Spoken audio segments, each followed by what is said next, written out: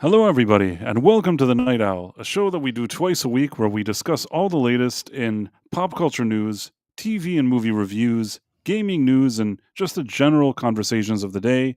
For those who don't know me, I'm Price of Reason, and as always, I'm here with my co host, Professor R2.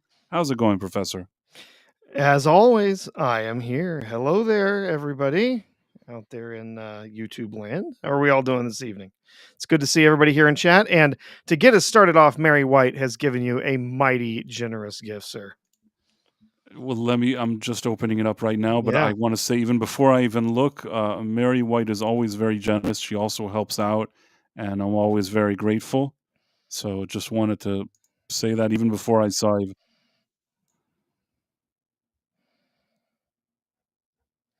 Are you there? Yeah. Yeah. Yeah. Sorry. Okay, so Mary White sent 20 Price of Reason live gift memberships. That is very generous. Thank you so much, Mary. Very kind of you. Mary today helped me in the Quantum Leap. She puts together all the people to give shout outs to. Really good about doing that. Ah, very And kind. a lot of people have benefited from Mary White's activities. Uh, Jesus Davila, M. Night Shaman, internet username Sal the Hamster. Tim Hayes already had one. Uh, Packasith, Zombie Box Reviews, a lot of lurkers.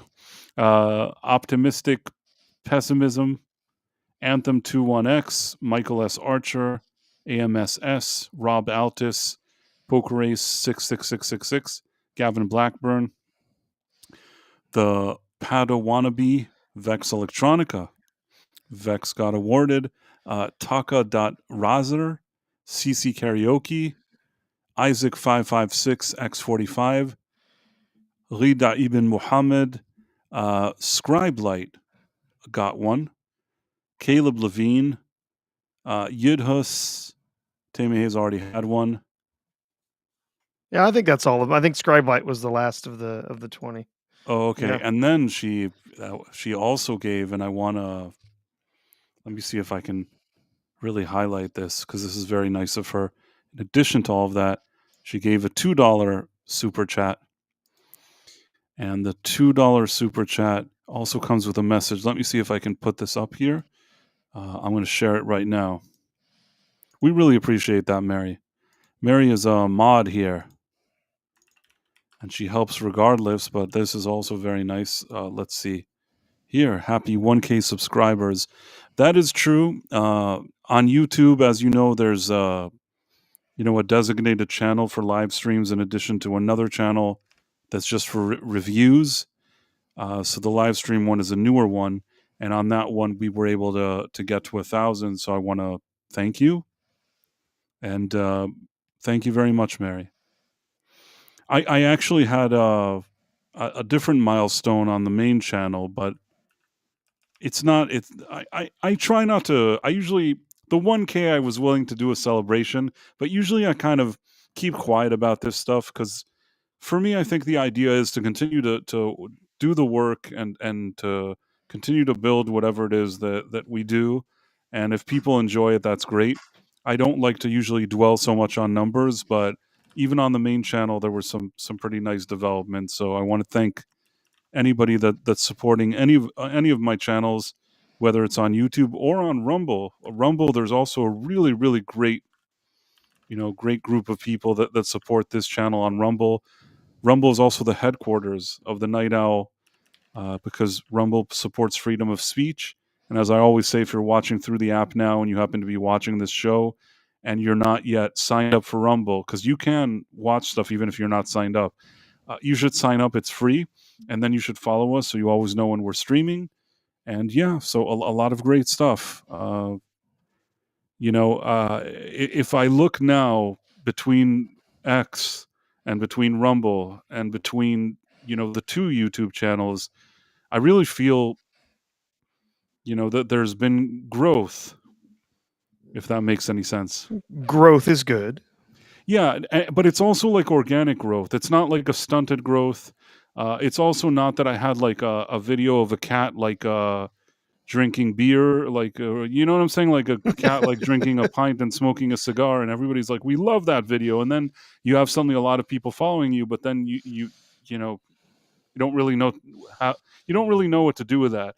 I think in my case, without like really chasing these type of gimmicks, I just try to put in the work. On this channel, Professor, you put in the work with me, but I'm saying that I try my best just to do what I do, and if people enjoy it and it seems to improve or grow or whatever, I'm just always really grateful, and I try not to like yeah, if we ever reach like, if we get to like a million, maybe then like I'll cut loose a bit and we can do like more celebrating.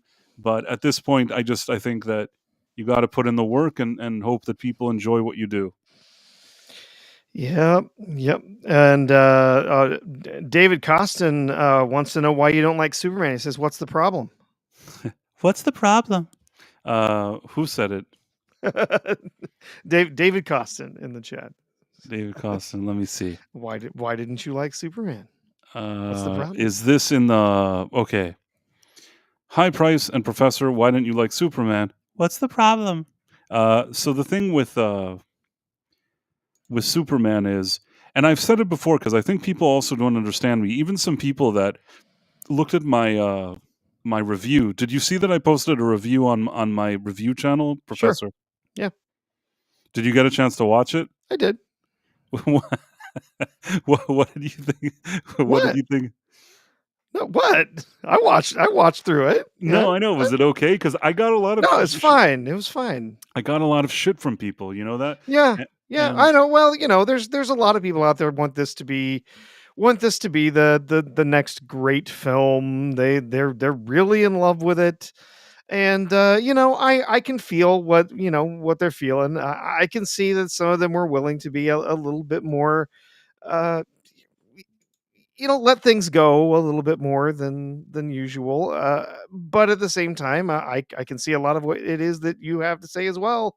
This movie did have a lot of problems. It did. ru- So I'm not trying to say that it doesn't, because it did have a lot of problems.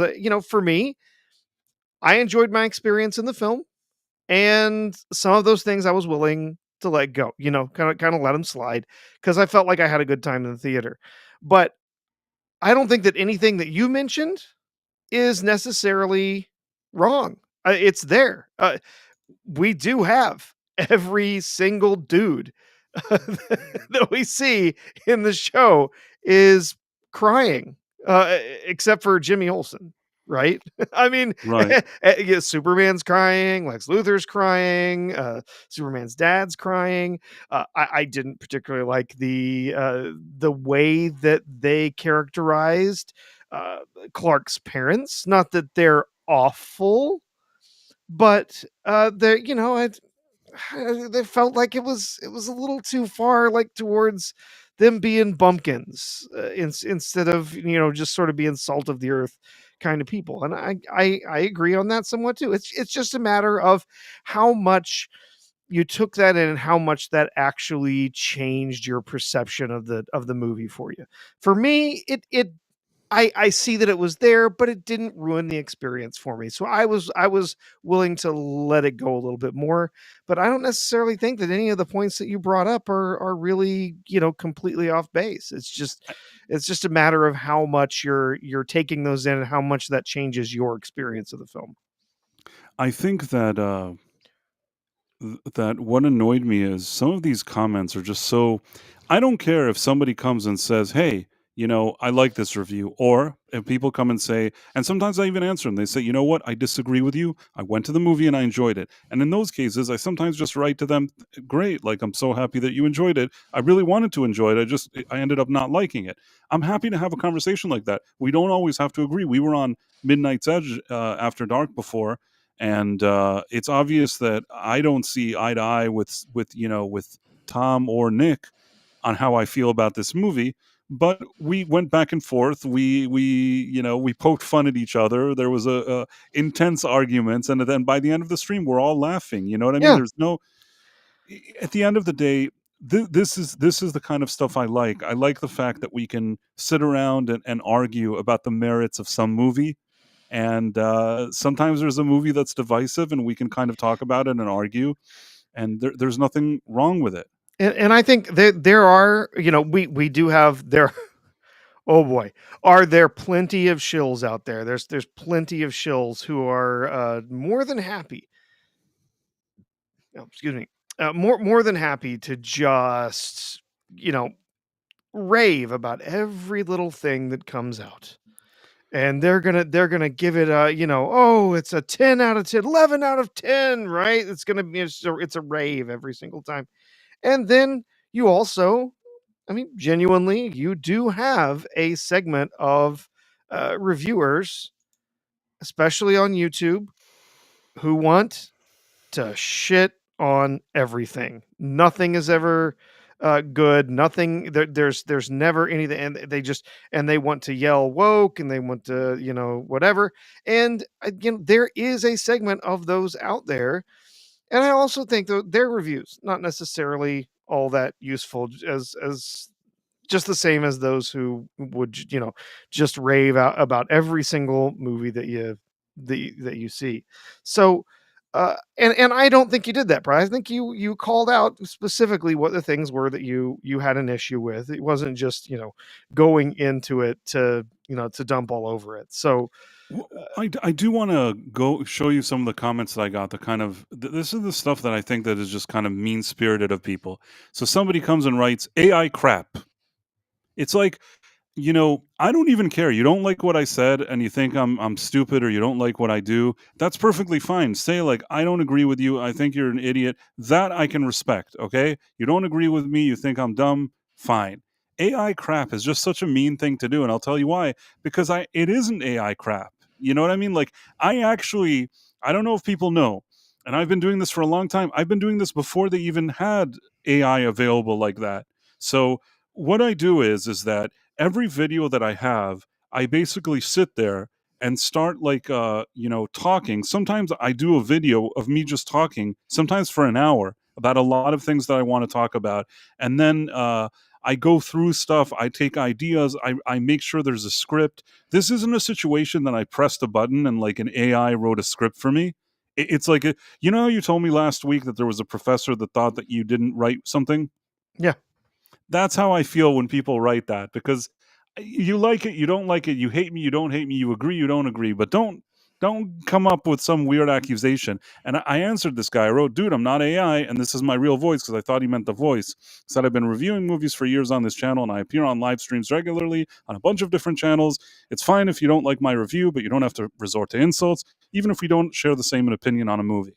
And then some other guy comes along and he says, he means the scripts you made was written by AI.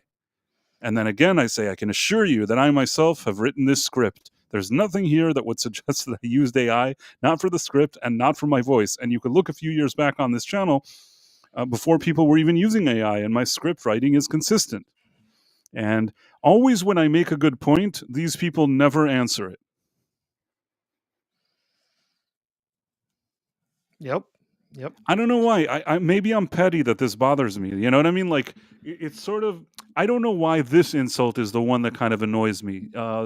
There's some people that say like terrible things, like the most awful things, and somehow this is the one that's like my pet peeve. That like they can't acknowledge that I did it. It's fine. You don't like my video. It's fine. You don't have to like it. Yep.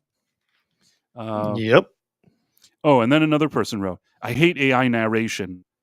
He meant to say you can tell when he said he is me, I guess, V instead of versus, one of the many giveaways. I'm out of here. It's like It's not versus. It is Batman v Superman. It is V, not versus. Right, it's Batman v Superman. I didn't even get it wrong. And the thing is like, what do you want? What do you mean you're out of here? And I clicked, I'm like, is this some like famous guy? So I click, he has been here for 13 years and he has 3 subscribers. Okay? It's like, I'm out of here. I'm taking my business elsewhere. I mean, it's fine. You may not be a content creator, and it's fine if he has 3 subscribers. I just think that like such a big game, like the guy is like, I'm out. I'm taking my. It's like with LeBron, that he's like, I'm taking my talents to Florida or whatever it is. Like, what do you want from me? You know what I mean? Like, and then I just wrote, I'm not AI. I thought that that's how I was supposed to say the name of the movie. Can you seriously not hear that I'm a real person? And nothing. And I got a number of those today. I mean, I got also a lot of crappy comments. The only thing that the silver lining is I got a lot of comments, which is a good thing because it resonates with people one way or another. Some of the comments were very nice. Some of them were not very nice. And actually none of those bothered me except for the ones that said that I was AI. That's it. That's where I draw the line. There were also some that But if you're not on camera, you must be AI. there are a few that they're like, "Oh, you're a Snyder bro," and it's like, why? If you listen to my review, I'm not a Snyder bro. And then they're like, "You hate everything. You just want to fail, whatever." And it's like, again, I said that I gave it a passing grade. It's just that I thought that the movie, I was disappointed with it. Uh, I said it was just like barely passable because it didn't feel to me like what a Superman movie should be, and that's my opinion. And it's fine. You don't have to, so many people out there are so bitter and whatever. But it is what it is. Well, Vex says she's watching the movie right now, so maybe she'll have to join us later on and tell us what she thinks. She's watching it now. I mean, I don't know what to say that oh, she's watching it in India. I got you. Yeah. So yeah, the time zones are a little bit different. So yeah, maybe when she gets back on the plane, she can chat with us. To fly to India to watch a movie. Yeah, Vex is really committed to the cause. Vex says, really, "Thank really you." committed. Yeah.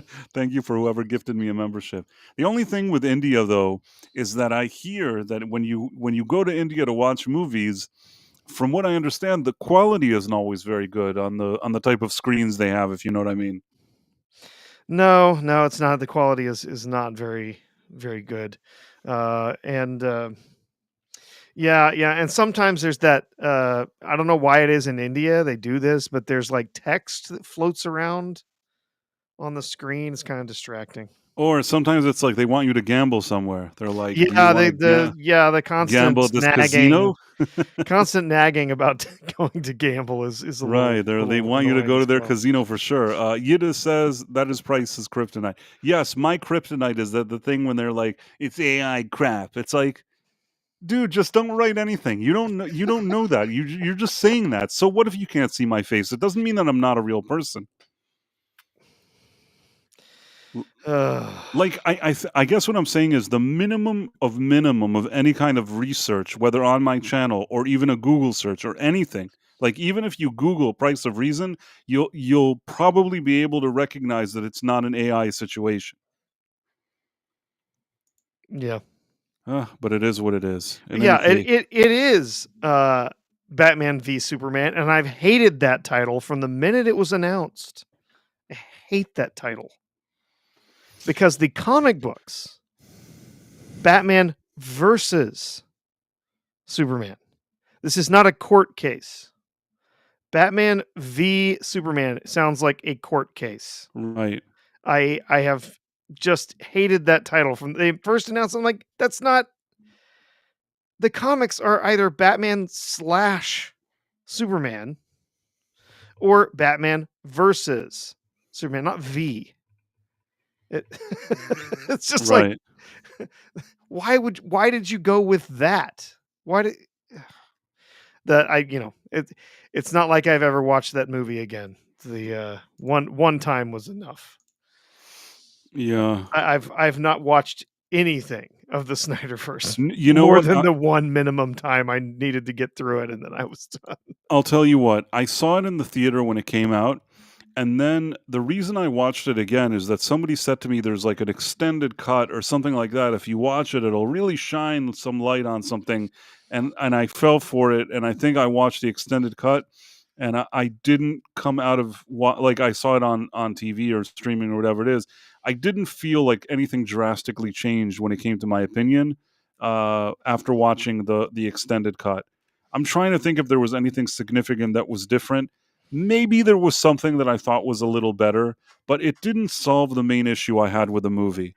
And considering that it was the first time that you had like Batman and Superman in a movie like that, that needed to be a better movie, in my opinion. Should have been. Now, I've said this before, and I've even said it even in my video, and I keep saying it. There were some visual aspects and atmosphere aspects of what Zack Snyder did there that I didn't dislike. I didn't dislike the casting of the three. You know, when it comes to Superman, Batman, and Wonder Woman, didn't mind the casting. I thought that visually there were some cool things that happened there. I liked how Batman looked in this movie. I liked also in the warehouse what he did. There were some moments here that I said to myself, "Well, this is kind of cool." But the problem is that the screenplay just wasn't strong enough, and one had to wonder if it needed to like be as grim as whatever, or if you're going to do that, at least make the screenplay better. Do you know what I'm saying? Absolutely, yeah. The the grim, dark stuff of the Snyderverse. I'm okay with that if that's the tone that you're going to set. I mean that was very similar to the tone that we got from the the Dark Knight trilogy. It was pretty dark. It was brooding, but like they took it like they just cranked it to 11 for just about everything except the Aquaman and Flash uh, and uh, and Wonder Woman. But yeah, and Superman just isn't. He's not a dark, brooding character. It that just it did not work. And of course, I have plenty of other complaints about Snyder's treatment of Superman in that first film. It was atrocious. I But mean, there's certain things that I can't forgive, you know, and this has always been an issue for me. Pa Kent's death was the type of moment that I think I'm trying to think. I think I saw it in the theater when. Okay, now I remember. I think I told you this story before. I have a friend of mine, a childhood friend, and he went and he saw Man of Steel, and I hadn't got a chance to see it yet. And I said, "Hey, you saw Man of Steel?" And he said, "Yeah." And I said, "Like, what'd you think?" He's like, "You know what? There were some moments there, especially the visual, especially him flying. There were some moments that I genuinely enjoyed." But he told me, "I want to warn you. I'm not going to tell you anything. There's a moment in this film that you'll see it and you're really going to get annoyed to an extent that when I saw it, I thought of getting up and leaving." Like he told me that he, in the middle of the theater, yelled bullshit. Sorry, Sean, when he saw it. He's like, I yelled that when I saw it. And I'm like, and he told me, I'm not going to tell you what that moment is. You go watch the movie and then you talk to me and then tell me if the moment that I yelled bullshit is the same moment that you thought was bullshit. I said, no problem. Don't tell me anything. I went and I saw the movie. Then there's the thing with Pa Kent in his hand, and he does the thing and he doesn't save him. And then I walked out of the movie, and I called him and I said, "Pa Kent's death," and he said, "Yep." yeah, there are many unforgivable things in that film. But yes, the treatment of Pa Kent is among the worst. The way he just oh you really just should have let children die, Clark. Your anonymity is too important. You should have just let those kids die. And then then he's a man who's native of the Plains states of Tornado Alley, and instead of one letting his son save him in the middle of all of that chaos, where probably no one would have seen it anyway. Nobody would have cared, and No, nobody would have seen it. Nobody would have cared. He's It faster than the speeding bullet. Not only that, if there was ever a place that he could get away with that, it's there because there's a tornado. in He the says, "I don't chaos know of the what happened. I was spinning. It's a miracle. I was spinning all over the place. I spun over there. You spun over there, and now we're here." yeah, And what yeah. were they going to say? It's a miracle. That's it. Yeah, but on top of all of the stupidity of him just being like, "No, it's okay. Hold his hands out. No, just stay there and let me die." That he's supposed to be someone who lived in a state that's has tornadoes all the time. He's lives in Tornado Alley, and he doesn't know what the hell to do to just save his own damn life. Instead, he just stands there resigned to die. It's just I hated it. I hated it so much for multiple different reasons. But yeah, there's plenty of other things That in stupid that movie face. that The are stu- the stupid face he makes with his yeah, hand. It's just so annoying. yeah. Uh, No. Let me die. Just let me go. Okay, so first of all, I wanted to show this Marks for 7. Yes. He took my other avatar. I have an avatar, and the reason I have it is because Mr. Brown, for some reason, asked me if I could, have a different avatar for his show, and that's why I have that one. For some reason, he prefers less when there's animation. Brown is kind of a character in his own way, Well, and part of the reason he can't do animation is because his internet connection sucks. okay. He I doesn't. He actually has everyone turn off their cameras because his internet connection is so bad. I didn't even realize all of that. So now I even know. But in any case, I put together a different one. But Marks for 7 took my different avatar. Don't know how he found it even. He took my other avatar and he turned it into this using ChatGPT. It's kind of cool, man. I won't lie to you. I kind of like this. This is like more adventure than I do in real Wow. life. Like Yeah. this is what I want to be doing. Battling some green aliens somewhere. Yeah. So yeah, so this is what and Mary White was saying that I was cute on me. This is the other avatar. It's like the backup one, and this is like a play on that avatar. I'm trying to think if where I can even find the other one. It's probably somewhere, Yeah. but it It's looks in StreamYard. That's where it is. it's in StreamYard. Yeah, but it kind of looks like this, right? Yeah, a little. That's the general Yeah. idea. So yeah, I mean, this is the backup avatar, this one that you're looking at, or a variation of it's a variant of the backup avatar. But in any case, It's they're saying that it's Zack Snyder's Price of Reason. it makes Price look so innocent, nice and innocent. Is that a knife gun? I'm not 100% sure. Cute avatar. Thank you, Marla Sharondoff. Yeah, everybody likes it. So, and thank you to Marks for 7 for helping put it through ChatGPT to make it look like this. I think it looks really nice. Yes. And Yes, yeah, that is an alien sword gun. Yes, it shoots swords out at you. it's kind of like in Legend of Zelda when Link has the thing that he points it and then it turns into like a sword that shoots a sword. But Yes. that only happens if you have all the You gotta hearts. have all the heart. Yeah, you gotta have full If you, hearts. if you don't have full hearts, you're not getting that. You're not getting your sword beam. Price your dollar. Thank you. You're all right yourself, Mary White. Thank you. The dead man. Love you guys. We feel the same way about you, the dead man. Thank you for being here. Knife gun, nice, yeah. So, what are we what are we are seeing as hatred of fathers from all the kids of divorce? Yeah, I don't really even know. All I know is that James Gunn was not capable of showing like one normal father figure. I guess you could claim that like Clark's father, the one on Earth, like Pa Kent or whatever, but Jonathan Kent. But you know what? They made him kind of a loser too. I felt Tom could get upset at me. I felt that like all of these guys looked like they were knocked down a few pegs. They all looked like losers. And we can talk a little bit about spoilers. I don't want to ruin it, but I just want to say something, and I'll try my best, not to spoil. They do something in this movie where they also want to present Jor-El in a negative light. Yeah. And you know what? I can't get behind that. I thought that was annoying. Tom was saying that maybe it's something that at a later time will fix itself.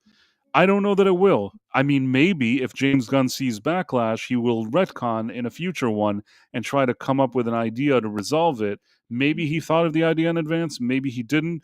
But I think that leaving the movie theater with the feeling that that's what they did with that character was really disappointing. And I stand by what I said.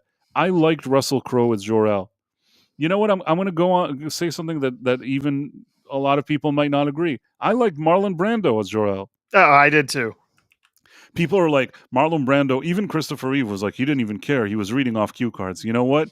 He's Marlon Brando. He's freaking Marlon Brando. That's what he is. Marlon Brando was such a good actor that even if you woke him up after like he drank 70 bottles of vodka and you put him there and told him and put some cue cards and said, you have to say this now, even then, Marlon Brando would deliver. I still think you can say whatever you want. I don't care. I think his performance as Superman is great. I remember seeing this as a kid. Years over the years, I've revisited. I've never looked at it and said, "Oh, he's not a good actor." Look, like I never said that. Yep. People are like, "Oh, they pasted a post-it on the baby. That's how he knew his lines." You know what? They did whatever they had to. He drank a I lot. mean, He did a lot of how shall I say it? There was some powdered substances that he was very yes, fond of. He yes, drank a lot of vodka, and they rolled him out over there, and they put some post-it on some baby and some signs, and he read his lines. I don't care what you say, he delivered. I will take Marlon Brando over, over a strange Bradley Cooper any day of the week. yeah. Not that I don't like Bradley Cooper. It's just somehow he's now And he's then that the chick with the bug eyes with for the mom. What yeah. is her name? I can't remember. I can never remember her name. I forgot how to mention how to pronounce her name. It's something like it's not an easy name to pronounce. I just don't remember now. Uh, but I know exactly who you're talking about. She seemed weird. Say what you want about Zack Snyder, Russell Crowe, and the actress that plays Vanessa Fisk, Ayelet Zurer, I thought were perfect. I didn't have any issue with them. Casting was not the problem I had with Zack Snyder's movie. And for me, actually, Russell Crowe was actually one of the highlights for me. I enjoyed the interaction. I liked seeing him there. I thought it was cool. I liked him. I liked Ayala Zurer. They were not my problem. That's not the problem I had there. The problem was that the movie was too grim. It's like, why do we have to have either the most grim and quote unquote gritty and downer movie like that versus this goofy, silly nonsense we got from James Gunn? Ideally, you bring a movie that has a little bit of of light, a bit lighthearted, but also with moments of heart and a little bit of some gravity. Like the Donner movie, I really feel like Donner was able to find the balance. Yep, absolutely. The first two films, the first one especially, that's Superman. That's Superman on film. It's so well done. It's done with dignity, and it's done with love, and those characters feel real and genuine still today. I still love those first two movies. Even the second one, which has its problems, and they both do. But yeah, the second one, still love and enjoy it, especially the Donner cut. Superman 78 is the only film that matters. I agree. By the way, we did some strange things. We didn't even talk about our main topic. What was our main topic? We just sort of wandered into talking about Superman. Superman's been It's fine. consuming everybody. It's been such a It hot has, topic. yeah. Uh, It's yeah.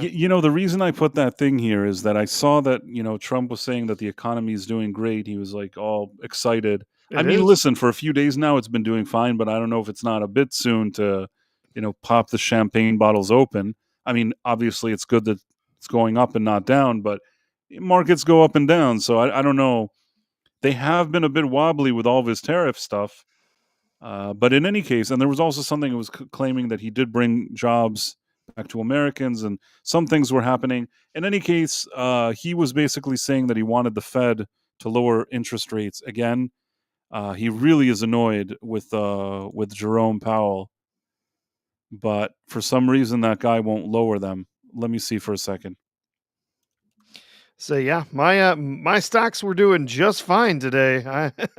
No, I have no complaints, and I do know that aside from a lot of people upset about tariffs, one thing or another, but there's some reality to that is we do have income coming from those tariffs. They were talking about that the other day, and as the economy is going, it's going well. And where everyone said, "Hey, the tariffs, it's going to cause all this inflation." Inflation is now dropped consecutively with every report that's been made. since Trump took office. And in fact, now that it's looking incredibly, I think it was 1.6% or something, which is the best it's been in ages. So, uh, yeah, as it is, economy's doing good. Whalemo3 says Bitcoin was doing great. How Bitcoin has been blowing up. Yes, that's It true. has been exploding. Of course, that's a real speculative thing.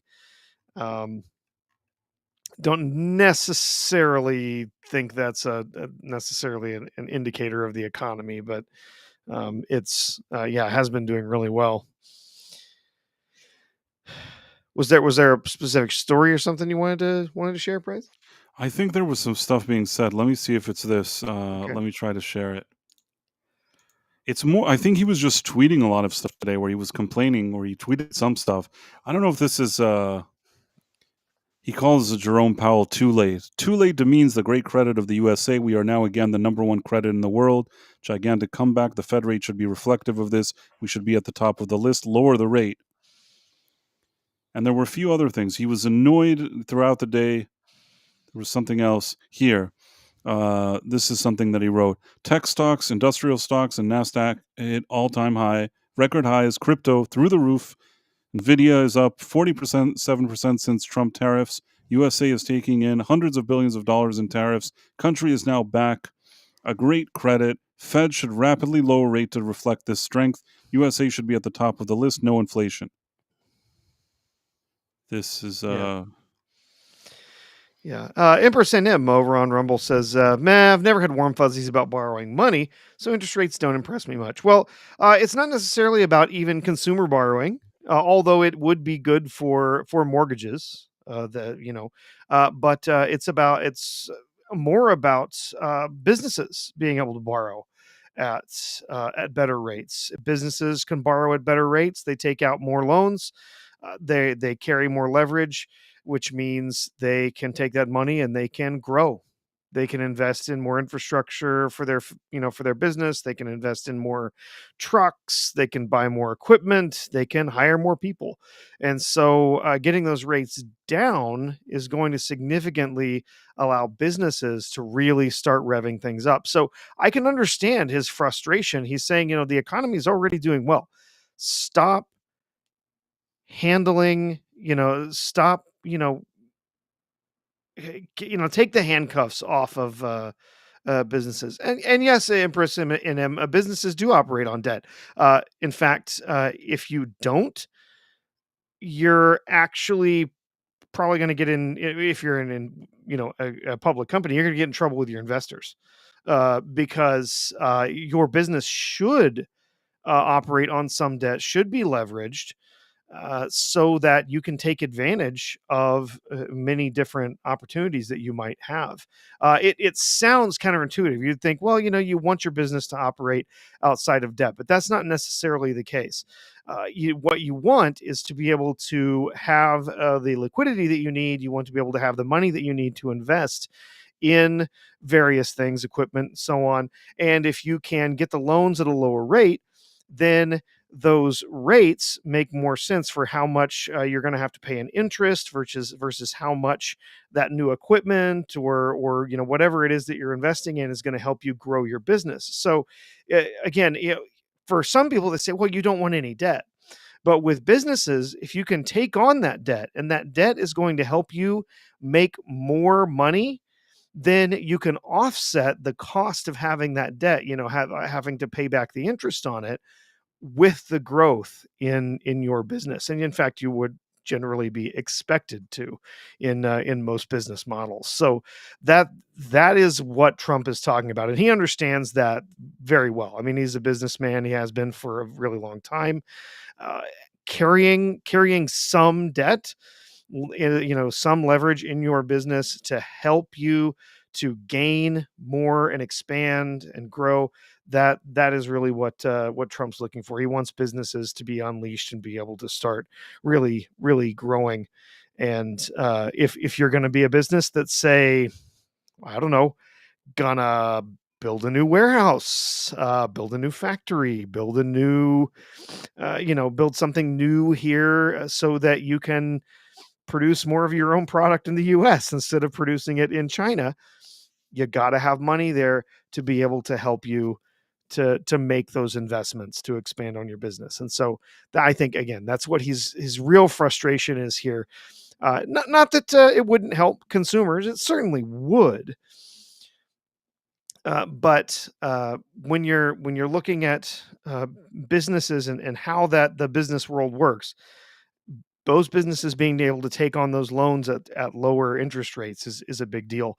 It's kind of funny. We had when everything, after the coup and businesses sort of started operating again, started opening up again, we had uh, three different restaurants here in town that all put up signs here, coming soon, whatever. Oh no, his price crashed. He was having some issues earlier. Uh, we had, we had three different businesses that put up signs saying, "Hey, coming soon, whatever," and then nothing happened. Nothing happened for years. The businesses didn't open. They didn't give up the places that they had leased out. They didn't give up the land that they had set aside for building, but nothing happened. And we realized after a little while, why are these companies, they just bought this land, they put up their sign, hey, this, whatever, coming soon. We realized that was right around the time that all of the interest rates started climbing and climbing and climbing. And just this in this past year, as the interest rates started to improve, of course, someone was up for reelection, so they needed to make things look a little bit better. But they, as those interest rates started to improve, all of a sudden, all of those restaurants all opened up, and it was because those businesses, they had reached a point they could not continue to operate. They couldn't open up those businesses without being able to take on loans, and the interest rates were simply too high for them to be able to actually balance out the cost of the interest on those loans. So yeah, that's kind of it in a nutshell. Yeah. Can you hear me? I think I'm back. Yeah, you're back. You're back. I actually continue to hear you. There was just something going on with my the software, but it's good now, and I'm back, better than ever. Ron Donofero, hey, can't stay long. Just popping in to say hi, give Price a like, and listen for a bit. Thank you, Ron. Ron's a friend of the Hey there, channel. Ron. Always enjoy seeing him here. He was just hanging out when we did the Quantum Leap stream.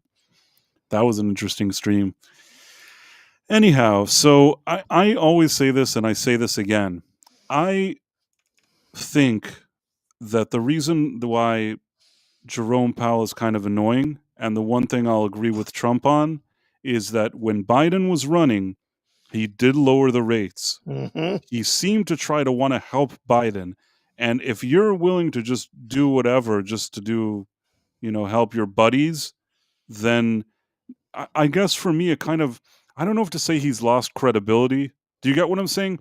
If there Mm-hmm. was a guy that didn't do that, I'd say, well, maybe he's sticking to his guns because he has a reason. But once I saw that, I feel like he's sticking to his guns just because he's being annoying. You know what I mean? Like, I somehow tend to agree with Trump. Maybe he has his reasons, this Jerome Powell guy, maybe he doesn't. But when I saw him just bend the rules for Biden, I can't respect this anymore. Do you get what I'm saying? Mm-hmm. Now in the back of my mind, I'm always thinking this guy just like, if you twist his arm, maybe he'll suddenly lower them.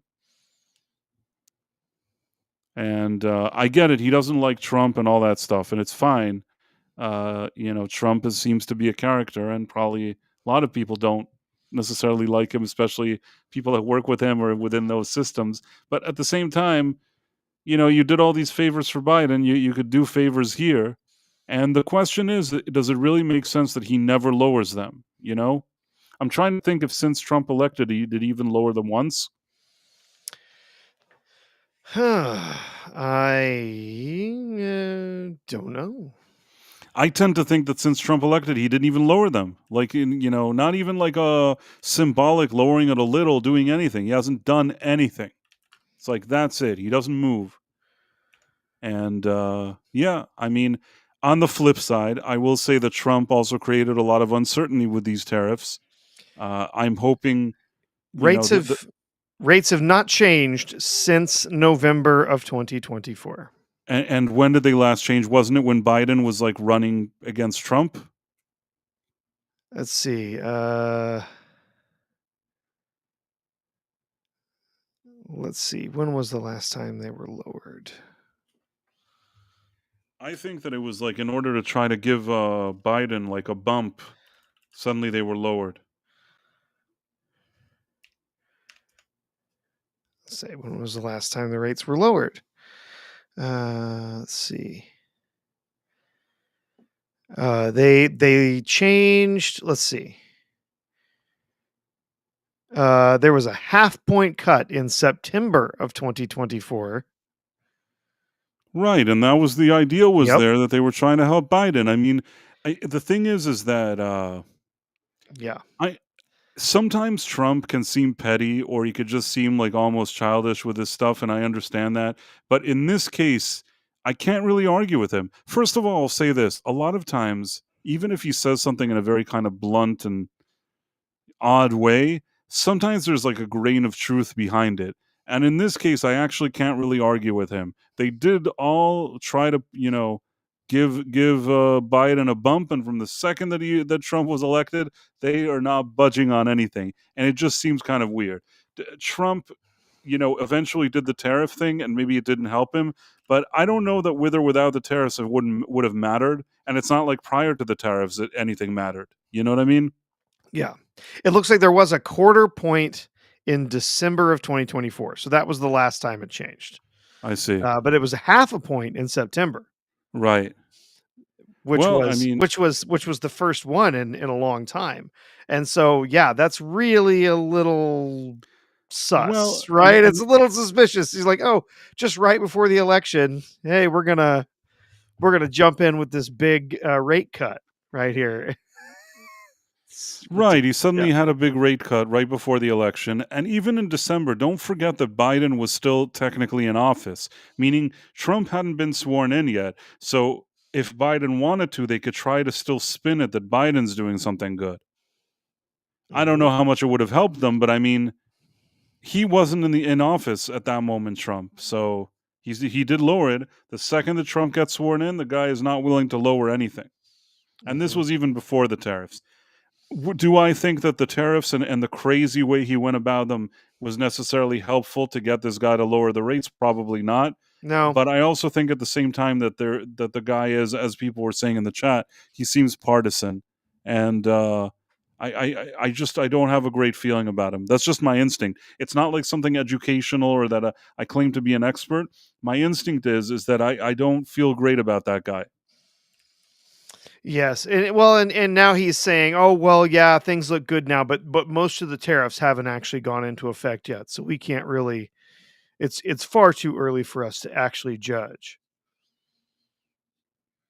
It's like you could always move them back up again, right? It's Yeah, I mean, but Rondon uh, Farrow saying his dislike for Trump shouldn't cause him to hurt the country, and I think that this is another thing that in the past, back in the day, I think there was a situation where you had elections and somebody gets elected, and then you kind of hope that things will work out okay, even if it's somebody that you did support or you didn't support or you liked what he said or you didn't like what he said. There is too much, especially these days, of trying to stick it to the other side. And at this point, I think probably it's mutual. Uh, do I know who started it? I think that it's probably more the Democrats that started this. But at this point, I think that, even if there was a Democrat in charge now, I'm sure Republicans would be sitting there and like acting the same way at this point because that's the reality now. I guess like somebody wants to do something and everybody tries to stop him. Although I will say that sometimes the Democrats like go through great lengths. All this federal judges that keep interfering with executive orders and stuff in cases that they have no save, and I don't know. yeah. I mean, Jerome. I will give Jerome Powell credit. He has at least in his public life, he has not acted in a partisan, an openly partisan manner. He's not out there, giving Trump the finger or cheering on Biden or anything like that. He continues to maintain that he is doing things. He's following a system. He's doing things based on pure economic data, this and that, whatever. Does it look that way? Not so sure, right?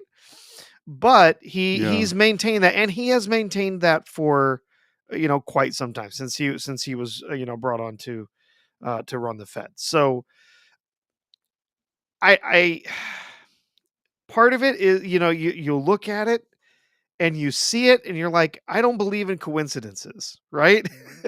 You kind of look at it and you're like, well, there's no such thing as a coincidence. This, he did this right before the election when and that looks like it helps the incumbent.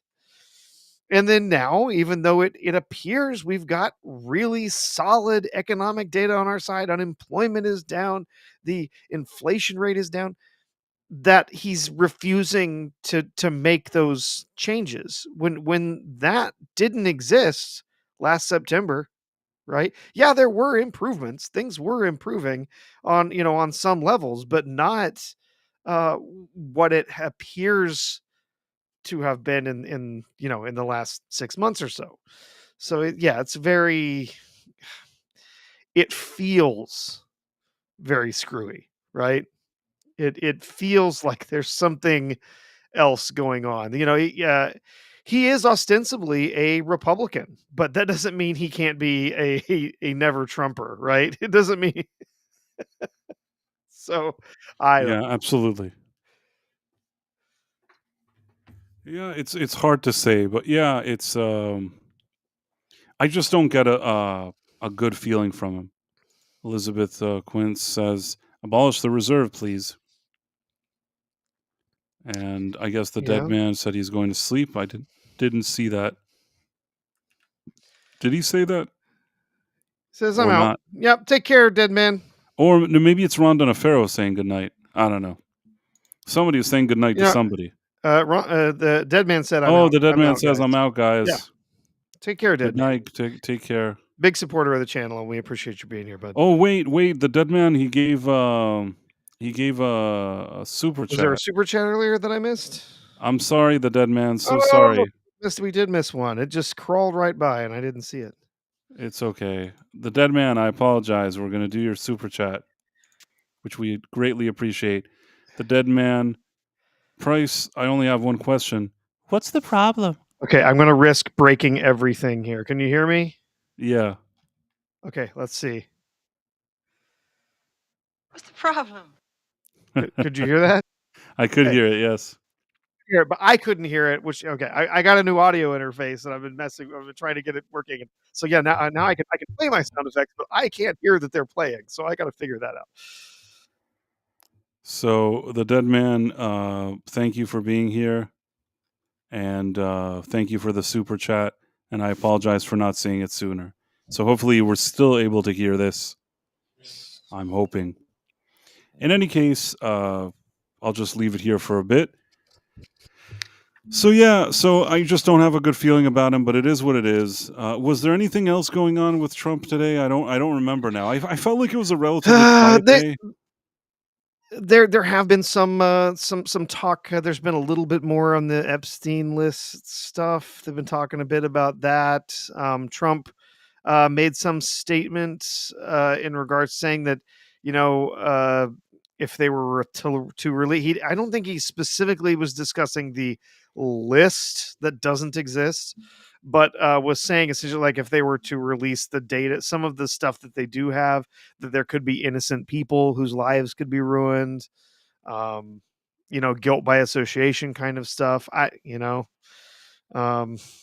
I I mean, I get that, I guess.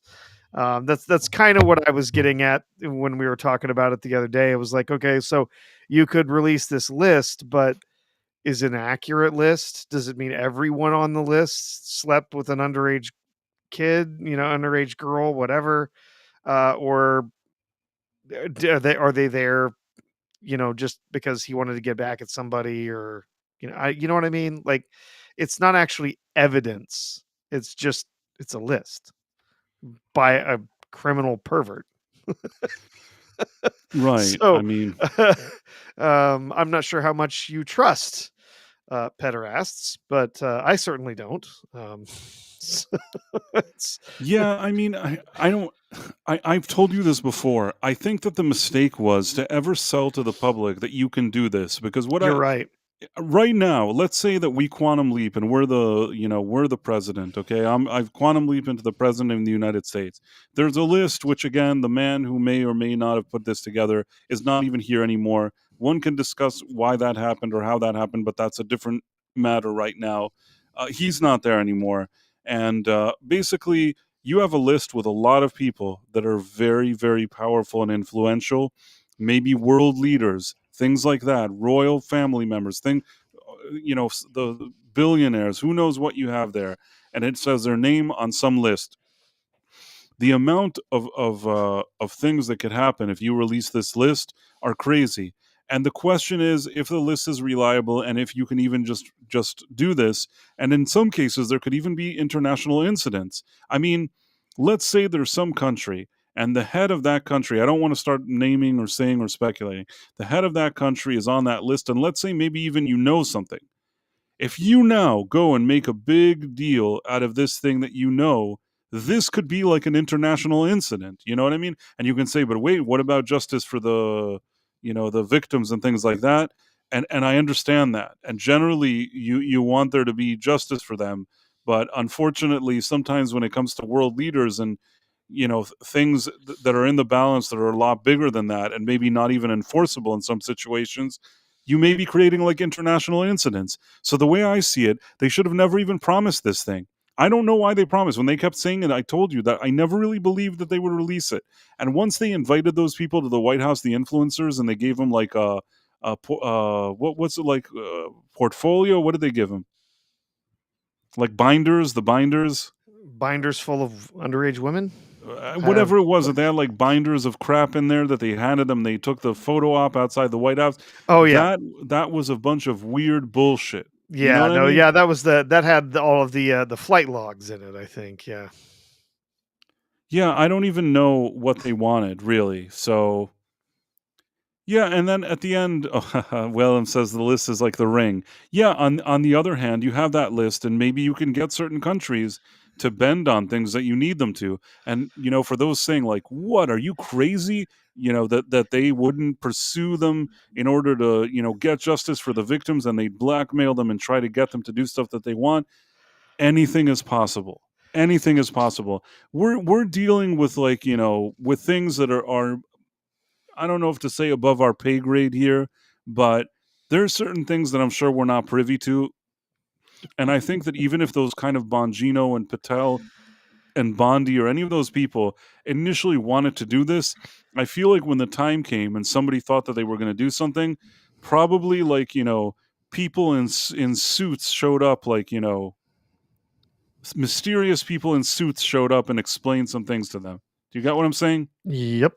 Yeah, I suppose. Yeah, it's possible. There's also the possibility, if you go back, I saw some people going back and saying, "Well, Pam Bondi, she said she had this list, and it was gonna get out. She had this list."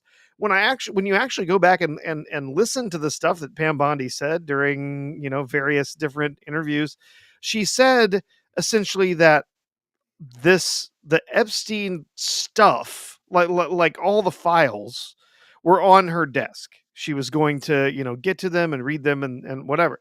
She actually never once mentioned any lists.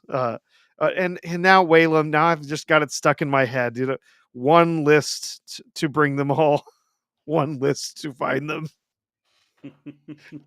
one list to bring them all, and in the One darkness, binder to bind them. binder them.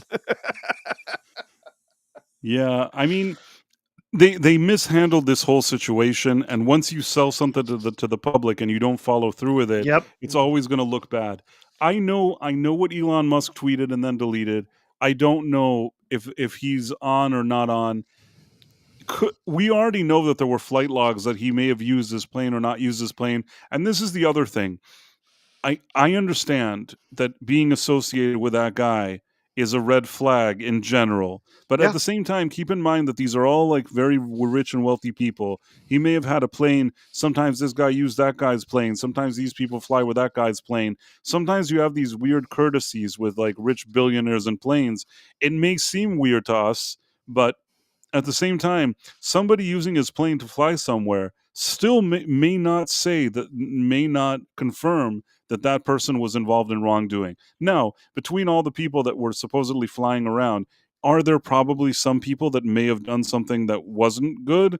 Probably. Are you really able to tell? I don't know. You know what I mean?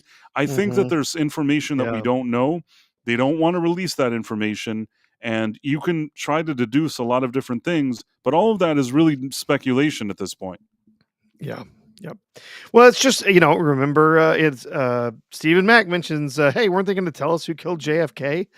They did. They released many thousands of pages of JFK, stuff that was being held by different agencies, many thousands of pages, and people have combed through it. They've run AI over it. They've done all that stuff, and no, there's no smoking gun.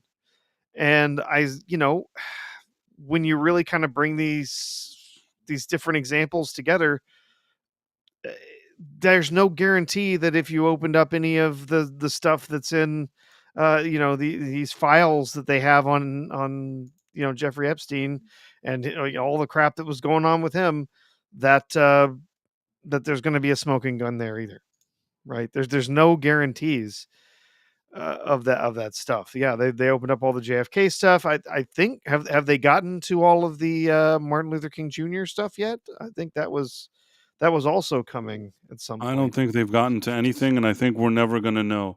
But what I'll say is this: I think that in the case of Martin Luther King and the case of JFK, and I know people don't like it that I'm a weirdo conspiracy guy, I do think that there were some strange things there that we don't know.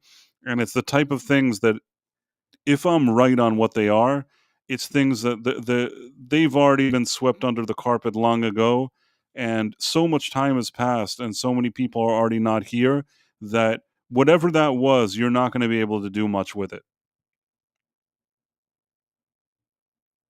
Yeah, agreed. And what I noticed, some of these kind of conspiracy theory, whatever, that like to pin it on a certain group of people. Some of them are just stupid in my opinion. But if I had to say what it was, I'm thinking more of a deep state type of situation, and not necessarily like a foreign state, which is what some people always like to go for. Sure. This is again my humble opinion. I don't have anything to support it. It's a speculative thing. I think that in the case of JFK, he was not considered a team player in Washington. There were certain groups and organizations and things that worked a certain way, and I think that he worked in a way that wasn't what they wanted, what they were used to, and not hand in hand with what they were trying to do. And ultimately, however you may want to present it or explain it or whatever, I think that may have had something to do with it. I don't have any proof. I'm speculating. It's a conspiracy theory. I'm a weirdo, but that's what I think. Do you get what I'm saying? I get you. Yeah. Yeah, I mean, it wasn't. Let's put it this way. I guess what I'm trying to say is that this fantasy that somebody from another country, thought that this has to happen, and they came and they did this. I don't. I think that it's more complicated than that. I would think that in the case of JFK, for a lot of different reasons, I would think that it would be more something internal. Who in the internal? What? Those are a lot of questions, and there's no point in me, just saying stuff because there's nothing for me to say. I've told you before that you always have to try to look at who benefits when this guy Sure. dies. And I could see a few people that immediately benefited from JFK's death, just putting it out there. And Martin Luther King, I can see why first of all, I'm 100% against whatever happened to him, but I could see if we're taking many, many years back, how maybe some kind of like those type of people in suits that we don't know who they are, why they would suddenly think that maybe that guy is a threat to them. I don't agree with what they did. If in fact it's people like that, wouldn't agree with what they did with JFK or with MLK, but uh, this was many years ago, and all of this is just speculation. I could be a nut, you know what I mean? I could be completely crazy, and what I'm saying could be a bunch of nonsense. So I acknowledge that as well. Yeah, these are things I don't really know a whole lot about. There's a lot of screwy stuff that went on with both him and his brother's assassination, as well as. Very strange. It was very, Yeah. very strange, the timing and how it all worked. There was almost this feeling that, I don't know if to say the powers that be or how to explain this. We're not interested in those guys, not in JFK continuing doing what he was doing, and not even, RFK. Like they absolutely did not want that. For me to Hmm. think that twice there was like the nutty lone weirdo, it's a lot to ask of me. Now, is it possible? Sure, anything's possible. Does it seem like a bit of a coincidence already at this point? To me, it does. But Yep, I'm with you.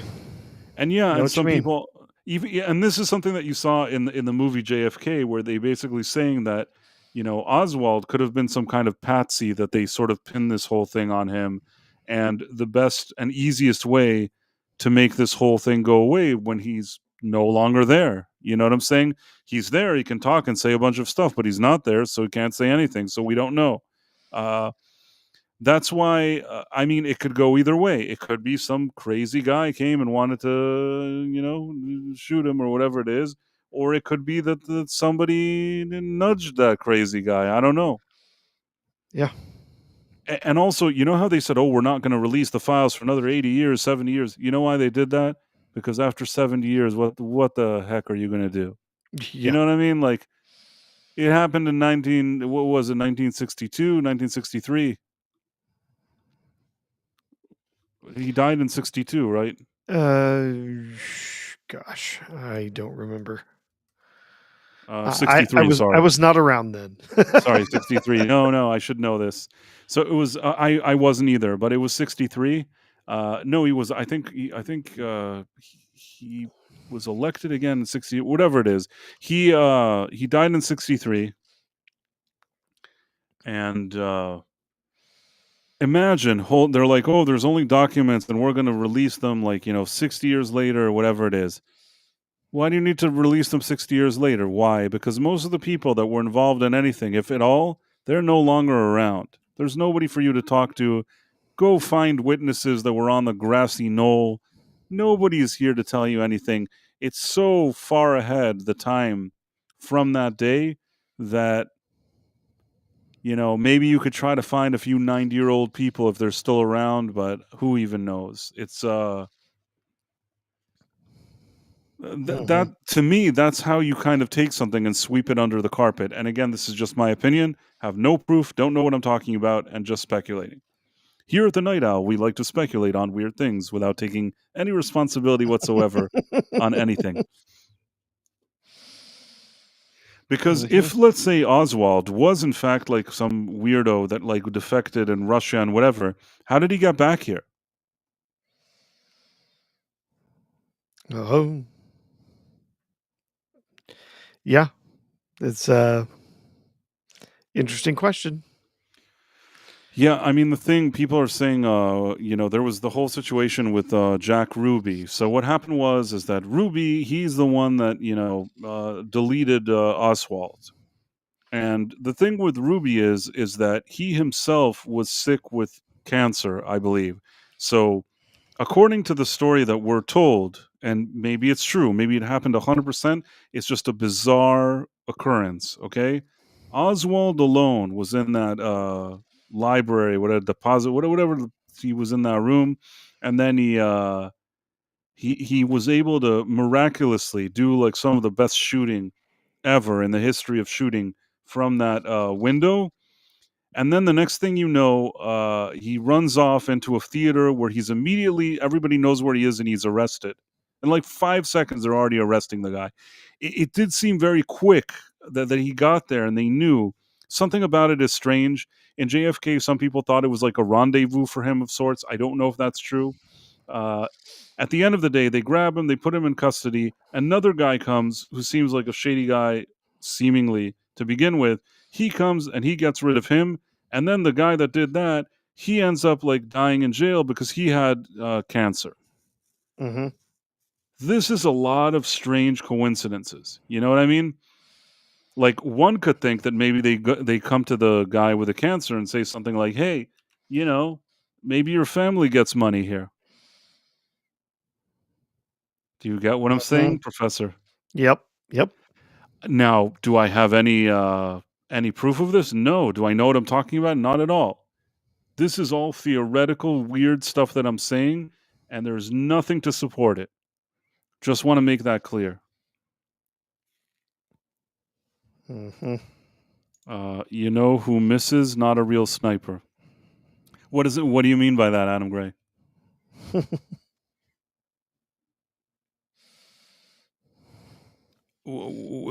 Does it imply that Oswald wasn't a sniper or he was a sniper? What does it imply?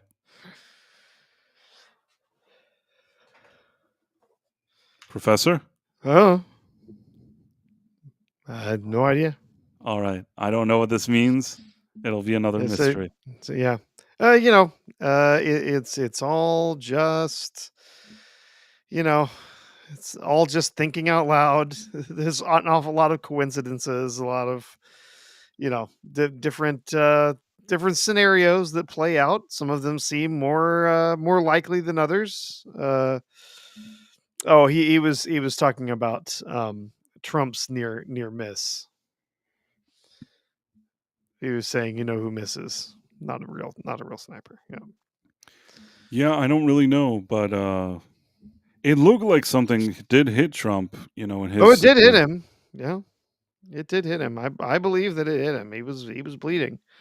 But yeah, it was. I mean, whew, That was it was very close. that was very close. But the thing is that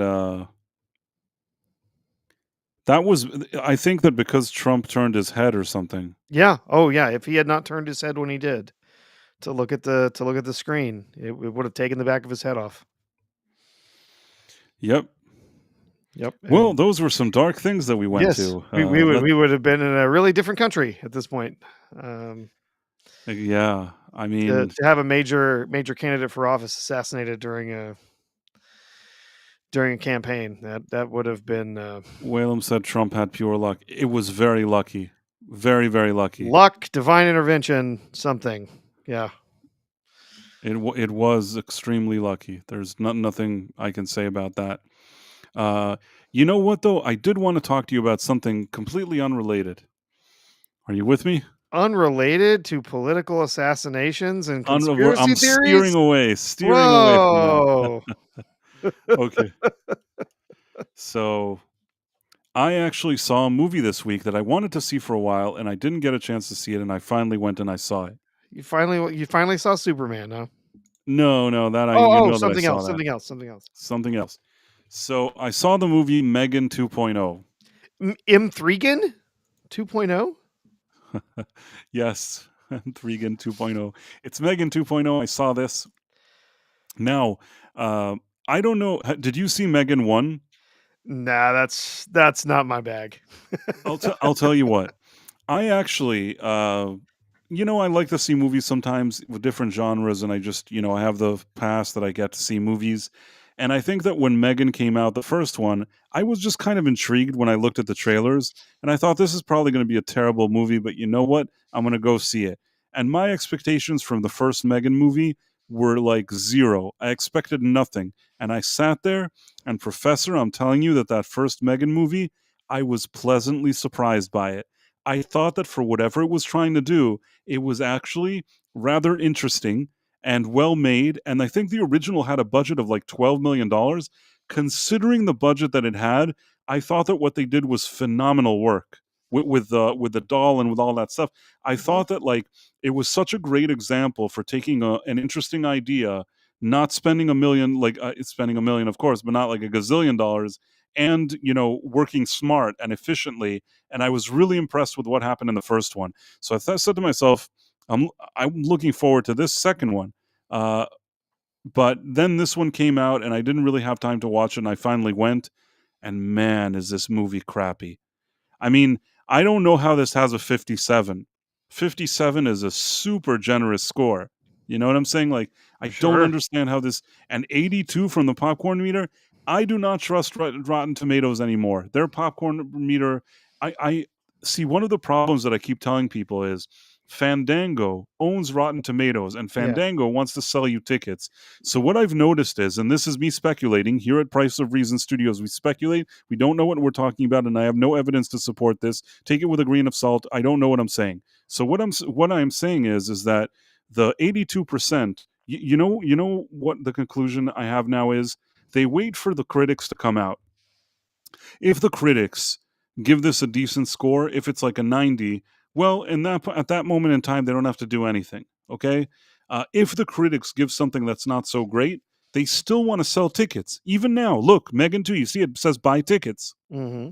So what do? The popcorn meter happens to be very friendly. And then it's like the verified rating. Who's verified? Some of these verified ratings look very, very fishy to me. And I don't know what I'm talking about, and I'm speculating. But you know what I'm trying to say?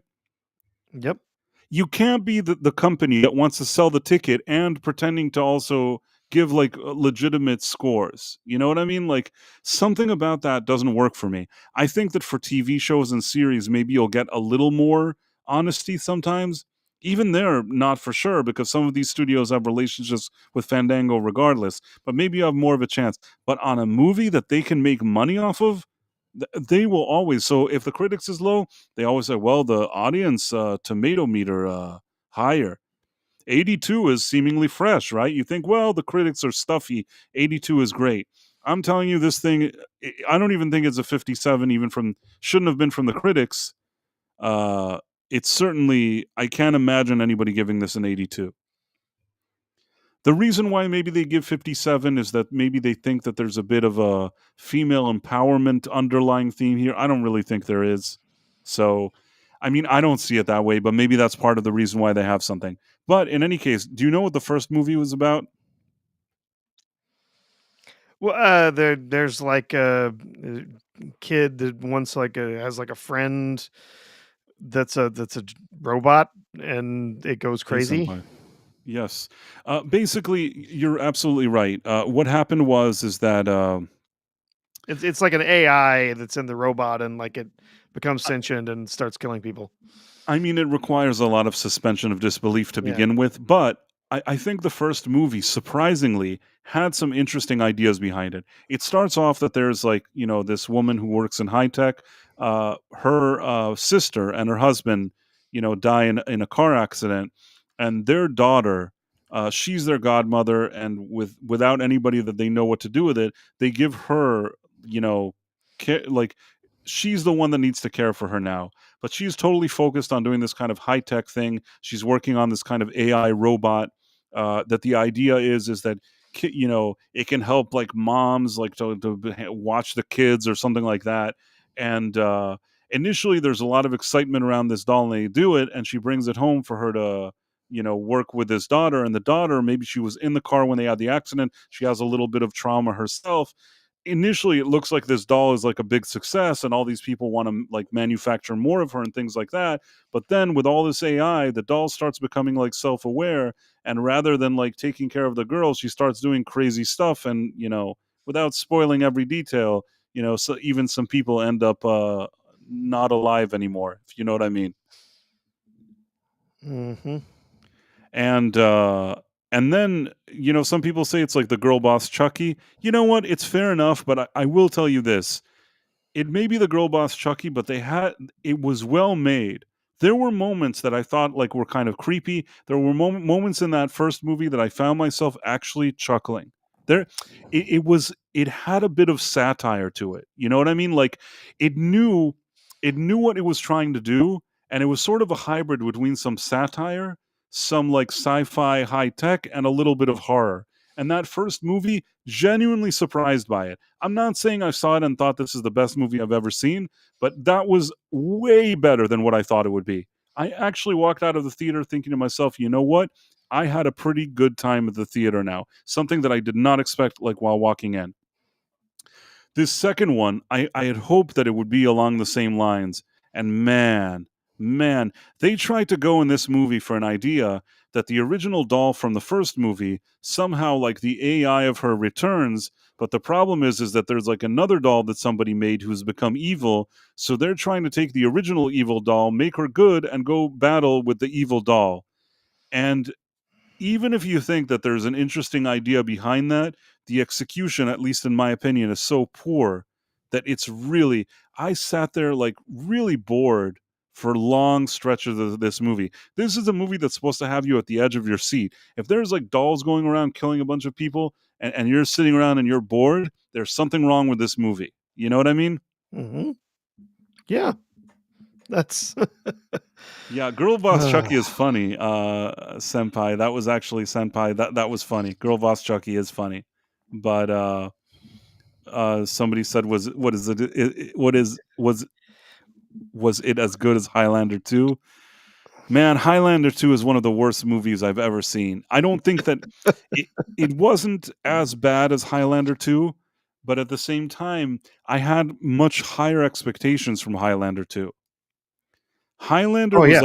was like a movie that I really, really liked. Oh, That was it's like so good, and it's all like the way they made it. You know, really almost a like grindhouse approach to filmmaking, and it was just so good, so good. And of course, you get some incredible performances in it too. But yeah, oh, just love that film. Love that movie. yeah, Highlander is like, it's so amazing. It's really like everything you want in a movie like that. And I don't think that the first Megan was like as good for me as let's say Highlander was. So maybe my expectations weren't as big, but regardless, somehow I feel like Highlander 2 insulted me more. It was it was quite the letdown after the The first way one. they brought back Ramirez, the stupid quickening idea, the thing that Oh, the part that really was like a type of moment that I wanted to walk out of the theater was that the train rolled over the guy, and that gave him back his like eternal power because the train rolled over the guy's head. yeah. How? I mean, the thing with the train, it's not even really him killing him. You know what I mean? It just it felt so stupid to me. I was so annoyed by it. It just it completely undid everything that was great about the first movie, made a complete mockery of it, and was just embarrassing. Whereas Megan, I'll tell you what, it's not that kind of movie. I wouldn't say it made a mockery of the first one.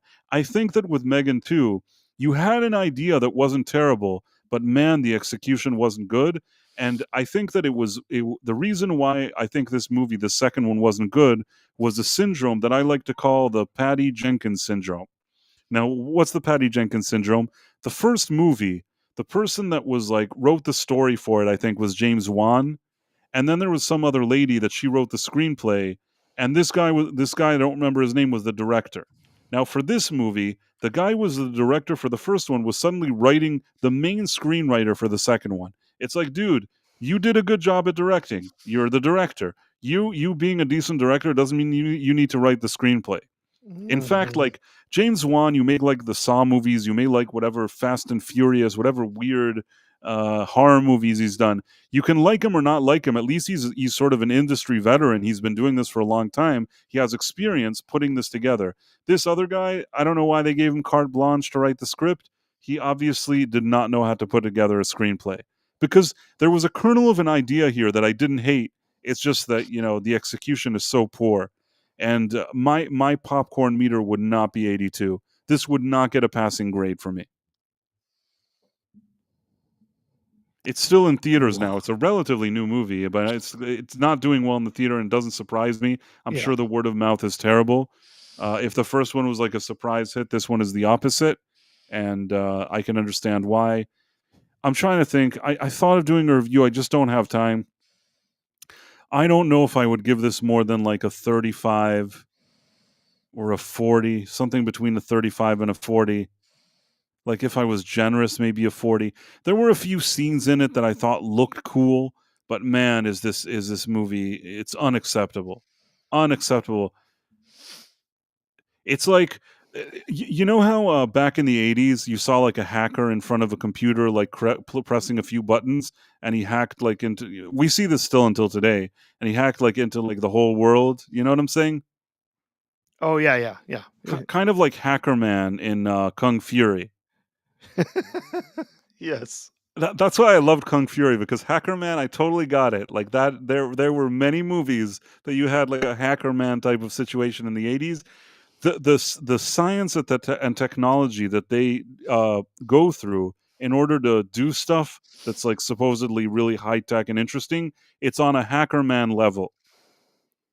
They're like, oh, we have 5 minutes. Oh, I have the materials here. Let's press on a few buttons. And then they press like two buttons, and there's like a new doll that's probably worth like $1 billion. Like in 5 minutes, it's there. It's like worse than Riri in Ironheart. You know what I'm saying? And then it's just like, oh, well, now let's like transfer consciousness to this. Okay, well, now she's here. Okay, now she's in like an Alexa. Now she's in this. Let's put her here. Let's put her there. It's like, I have a feeling that it doesn't work this way. You know what I mean? Yeah. I guess what I'm saying is that it's not that you didn't need to suspend disbelief scientifically in the first one, but if you were a good sport, you could somehow let it slide, and they made the minimum of efforts that you could kind of let it slide. In this movie, the technical stuff is so stupid, and the characters and their decision making and what they do is so preposterous that there's nothing holding the movie together aside from a few scenes that you see like the dolls fighting each other. It's become kind of like, you know, when you watch a Godzilla movie and you see like the monsters fighting, and that may interest you. This movie, like, maybe there's a few dolls fighting that you think would be like weird and interesting to look at. Any type of story, any type of tech or ideas or anything, don't even pay attention to it. And all the cool quote unquote visual stuff and this stuff with the fighting and whatever probably happens in the last act. So for 2/3 of like a 2-hour movie, you're sitting there and looking at a bunch of crap, and there is no way this movie has an 82. This is an absolute farce. No. I mean, I suppose, like, horror slasher film fans are a little more forgiving than most of your average audience, but yeah, I can't imagine this was that good. The, the, Everyone in the chat's talking about, you mentioned Patty Jenkins, so now they're talking about Wonder Woman 84. no, Wonder Woman I'm just 84. trying to remember. Oh, God. Trying to forget, actually. Having watched Wonder Woman 84. The reason I said it So was like bad. a Patty Jenkins situation, because Patty Jenkins didn't write the first movie. Yeah. And then once the first movie did well, they're like, well, you're Patty Jenkins. Why don't you write the sequel? And it's like, no, you shouldn't want to write it, and you shouldn't let her write it. The fact that she directed the first one, and that it was like, also a lot of goodwill from fans, right? But I'm saying that you could somehow enjoy the first one. It doesn't mean you now need to give the lady that directed the first one the right to write the screenplay for it. This is like, I feel like this is the stupidity we see in Hollywood these days. Back in the day, somebody is a screenwriter, somebody is a director. In some cases, you may have a person that's an auteur that can write and direct. But in most cases, if you're a director, it's best if like somebody gives you a screenplay that's ready, and then you direct it. You know, Tony Scott was a great director. He directed True Romance, and True Romance was written by Quentin Tarantino. Do you get Yeah. what I'm trying to say? Yeah. Yeah. Like, sometimes you could be, I don't know, Rob Reiner is a very annoying person, but like as a director, he wasn't bad. A Few Good Men. Who wrote? Was it David Mamet? Who wrote it? Oh, I don't remember. Let me check this now, because now it'll annoy me. Who wrote A Few Good Men? Aaron Sorkin. Shit. Yeah, it was Sorry. Sorkin. Sorry, It was Sean. Sorkin, yeah. Sorkin, who's also an annoying whatever, but he's capable of writing something if he wants, and He's a solid writer most of the time. Yeah. yeah. David Mamet did The Verdict, I guess, which is a movie that I really like. It's also in a courtroom. That's why I got my wires crossed. I apologize, guys. The Verdict is a really good movie with Paul Newman, where he's like, he's in a courtroom. Hmm. Did you ever see The Verdict? I don't remember. It sounds familiar, but I mean, today when you look at it, it'll be like you're watching like something in a time capsule. They have like rotary phones, and they're like, Paul it Newman, could right? Okay. Paul Newman. It couldn't look more dated than what it looks.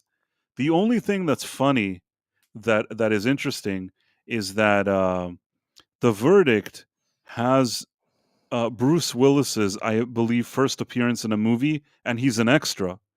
So basically, you see like Paul Newman like walking around in like a very important scene, and like Bruce Willis is just sitting there doing nothing. And at the time that they filmed it, it didn't mean anything. But today, if you look at it, I think I haven't looked at it in a minute, but it's almost like distracting for a second.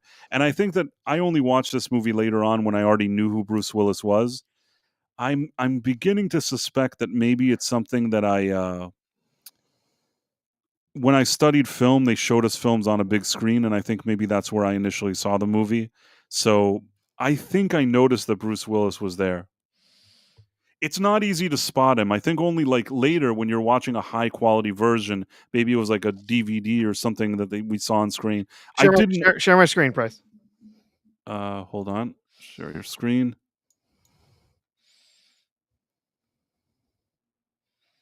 There's Bruce Willis. Okay. Can you zoom in? That is Bruce Willis. But I feel like in the movie, because he's an extra there, throughout the movie, there's like a few different angles that you catch him. I think it's not just one. Yeah. But that's one of the shots from IMDb. It had him in there. Right. Uh, Yep. man, There's I think Bruce. this is I still think this is a really good movie. It's such a classic Hollywood movie. Paul Newman gives a great performance here. Has to be one of his best movies. I absolutely like it. Oh, I'll have to watch it. I'm a big fan of Paul Newman. I think he's a fantastic actor, and Really enjoyed that one. always brought his best to any role he was in. So I may have to give that one a try. I don't think I've seen it. And there's a scene there that today would never exist in a movie. No matter what the circumstance, that scene would not exist in that movie, Okay. but it Okay. does exist in this movie. I'm not saying anything more because, like, it's at an important point in the movie. But if you saw the movie and then we talked about it, I think you know exactly what scene I'm talking about. Gotcha. Hi, Life. Hello. What up? So yeah, in any case, bottom line is I don't recommend Megan 2. I think that Megan 1 was a fun movie, was a fun popcorn movie with a little more thoughtful than I thought it would be, with some interesting ideas that it explored. Megan 2 had a few interesting ideas, very, very poor execution. Like, what I liked about the first one is that we're with a very small budget, they managed a way to combine between practical effects and digital effects to create this like spooky doll thing. And you know what?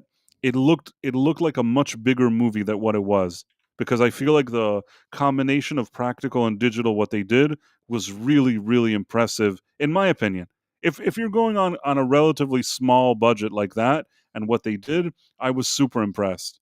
But here in Megan 2, I think they increased their budget thinking that they're going to make like a bonanza of cash, and it was shitty. Sorry, Sean. I think that I annoyed Sean today. I was there's a group that he and I are with, another friend of ours, and we both saw Superman, and we were going back and forth, and I didn't want to do any spoilers. I just said that I don't like to watch movies where Superman is a joke, and I think he's like, "Oh, I'm leaving Twitter." Because like he wants no spoilers, you know what I mean? Because he hasn't seen it Gotcha. yet. Gotcha. Uh, Yep. Bishop Judas says, "Has Price seen F1?" I have seen F1, and I believe that I talked about it here on the channel. I actually saw it early. I just didn't get a chance to do the review. I was really busy, but I did the review here on the stream, and it was an early screening. Uh, F1, really competently made movie, does exactly what it's supposed to do. It's not a groundbreaking movie. It doesn't it doesn't break new ground or anything like that, but it is a very solid, well-made movie that even if you don't love cars or racing, there's something to enjoy about this movie. The way it was shot, the way the races are done, Brad Pitt, the other cast members, Idris Damson Idris, really good. Really good performances there. It's a solid movie that's well made. It's not necessarily going to be something that's going to change your life, but it's the type of movies we used to get from Hollywood that you go in, you have that kind of escapist type of experience, and you leave with this kind of great feeling that you saw a movie that just took you away for a few hours. And it does manage to do that. And Hmm. Brad Pitt, yeah, he's good in the movie.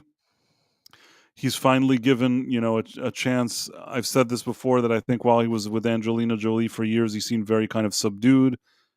Broke up with her, started being in movies that are good again. You can tell that he brings like energy now to the table.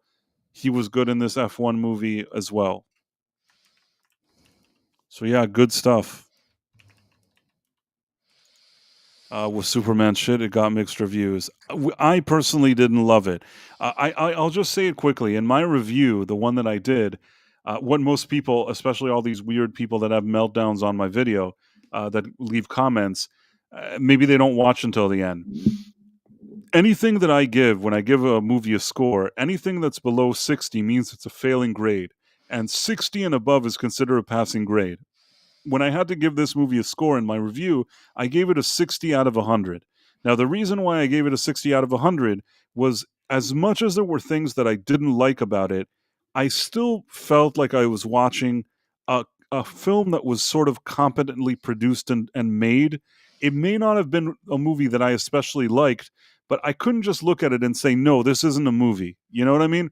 You could tell that whoever did this knew how to make this movie. It's just, I don't think that whatever decisions were made there were true to the IP, but it was a competently made movie, which makes it sometimes difficult to score something like that. Yeah. Like when I saw the Marvels, I didn't think it was a competently made movie. I thought it was terrible. It's real easy to score that one. Right. You could tell that this was a crappy movie. Or Captain Falcon, Brave New World. You watched it, you could tell it was reshot 70 times. The scenes didn't even make sense. It was like you were watching it and you were embarrassed that they actually, as much as I don't prefer Kevin Feige and his antics, I was a bit embarrassed for him that he released that movie because it was so embarrassing. But that's not the feeling I got with Superman. It's not like, oh, I'm so embarrassed they released it. It's more like, okay, this is a pretty competently made movie. It just doesn't hit the mark when it comes to who Superman is, and I don't like the decisions that were made here. But that's a whole different story. You know what I mean? Yep. So I gave it a 60 out of 100. I'm going to surprise you, Professor. There's a movie called Blink Twice. Do you know what movie that is? I know I've heard of it. Blink Twice is the ultimate Me Too movie.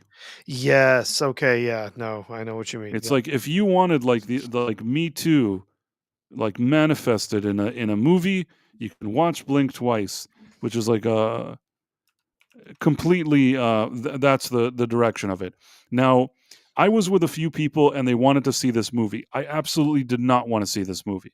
I knew it. I knew it would be like something that I don't want to watch. I knew it would annoy me, and I did not want to watch this movie. And in a rare occasion, because sometimes you can't be a complete jerk, you know what I mean? Didn't want to be the party pooper, so I went to see this movie. Which, by the way, it has a 75. Don't know why it has a 75 or a 71. Uh, in any case, I went to see this movie. I suffered. I really, really suffered watching this movie. Okay. Hmm. But as much as I suffered, when I watched the movie, I stopped short of saying that this is a completely poorly made or poorly directed or poorly written movie. I thought it was a movie that I didn't enjoy, that there were things about it that annoyed me, and I'm not saying it was spectacular in the writing, but I had this minimum feeling that if nothing else, it was somewhat competently made for whatever it was, even though it's a movie that I wouldn't recommend to anybody. I didn't enjoy watching, and I never want to see it or think about it again. I'm thinking about it now, but aside from that, never want to think about it again. Now, what I'm trying to say is that when I gave my score, if I'm not mistaken, I gave it a 60 out of 100. And I was miserable. As I was giving the 60, you can tell I'm miserable in my review that I'm giving the 60, but I felt to myself, like I thought to myself, I have to be honest. I have to step away from me thinking that this annoys me and be a little more objective and just say, is this competent enough to get a passing grade in terms of how it was made? It was also a low budget movie, which I also take into consideration. If you don't have a lot of money to make a movie and you make a movie that has good cinematography, some good performances, even if I think the movie is annoying and I don't like it, I take that into consideration. So this crappy movie, which I didn't like, and I never want to see it again, I gave it a passing grade. And the same thing I gave James Gunn. James Gunn I didn't suffer as much as Blink Twice, okay? But I gave him a 60 out of 100 because that's my passing grade. I couldn't give him a fail. Yeah. This sounds awful. I'm reading the description of it. It sounds terrible. But Istophobos says, and he gave a Rumble rant for $1. I finally get it. It's a Superboy movie, not a Superman movie. Cuckow isn't grown up yet. Well, I mean, the thing is, if he was a boy, maybe that would make sense. But he's actually not a boy. You know what I mean? He's a 30 years 30-something. old. Yeah. So yeah, I personally take issue with that movie. Anyhow, let's see. Where was I? Did Vex Electronica write something after we talked to her? I don't even remember. Hey, Hypno Crab. I liked it, the first one. Megan, yeah, the first one was decent. Let me see for a second. I thought I saw a comment from Vex Electronica, but I could be. Hey, Mark D with a C. There is no Highlander 2, you're right. there is not a Highlander 2, no. They never made a movie where where the Spanish, Scottish, Egyptian guy showed up on an airplane when he came back from the dead, and then you found out they were all exiled aliens. Then that movie does not exist. And I think that, I really can tell you that when I went to see Highlander 2, it was with a friend of mine that we were such big fans of the first one. We had it on VHS. We were enthusiastic about that first movie, okay? We came to the theater, so excited. It's like, man, this is Highlander 2. You couldn't get like a more warm and welcoming. We were like those shills, you know what I mean? We were like the Alex and Molly of Highlander 2. You know what I'm saying? Oh yeah, I get you. That was like a good reference. I think that's how excited we were. We were the shills, okay? Like you couldn't do no wrong. And then we sat there, and I remember when the thing happened with the train and like the quickening and and Sean Connery showing up, and we looked at each other, and man, I could tell, you could see words didn't need to be said. We looked at each other. We knew that this was a piece of crap.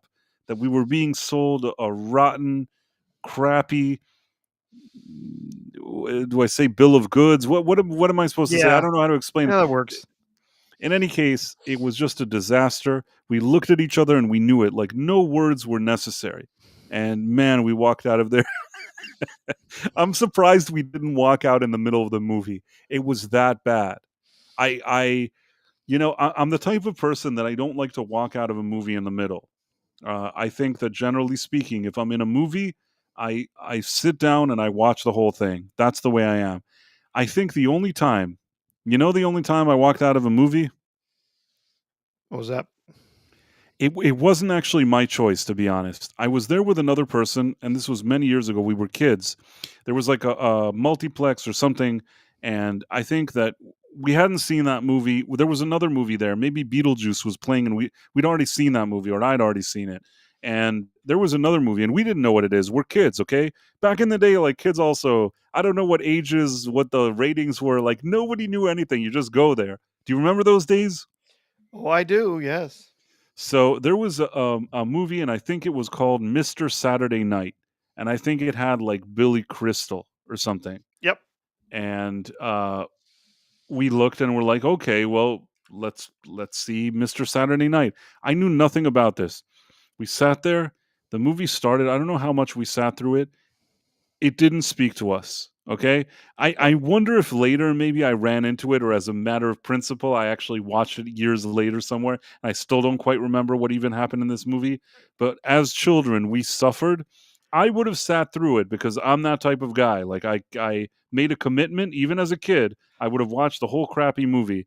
But my friend was like, nope, we're not watching Mr. Saturday Night. And he said to me, listen, I know you've seen Beetlejuice. It's playing in the theater next door, like in the same multiplex. We don't have to buy a ticket or anything. We can just get up. Maybe he had already seen it too. He's like, we can get up now and we can go see Beetlejuice, even if it's the second time. Let's do that. And he convinced me. I didn't want to be like the poor sport. You know what I'm saying? Mhm. And I got up Yeah. and I left Mr. Saturday Night and I went to Beetlejuice, which I had seen before. It was my second time seeing it. Actually, not many times in my life. Did you go a lot of times to movies multiple times?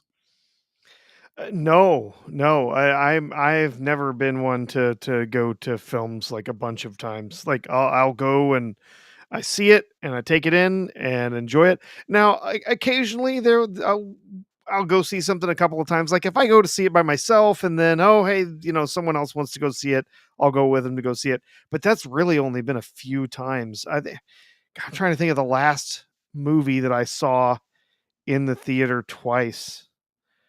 Uh oh geez, I know what it was. And I probably should have walked out. The last movie I saw in the theater twice was The Last Jedi. I wasn't able to watch that one twice, but you know Oh, what? well, no, here's what happened. I went to go see it, and then my son really wanted to go see it, and I'm like, Uh, "I really don't think you wanna see this movie. I don't think you really do." And he's like, "No, no, I wanna go see the new Star Wars. I wanna see it." I'm like, "Okay, fine." So I took him to see it, and I'm like, maybe I kinda hyped myself up because it was literally just, like, a day and a half later. And I was like, maybe the first time out, maybe I was in the bad mood or something, like maybe I let this, let it get under my skin. Maybe I'll enjoy it more the second time.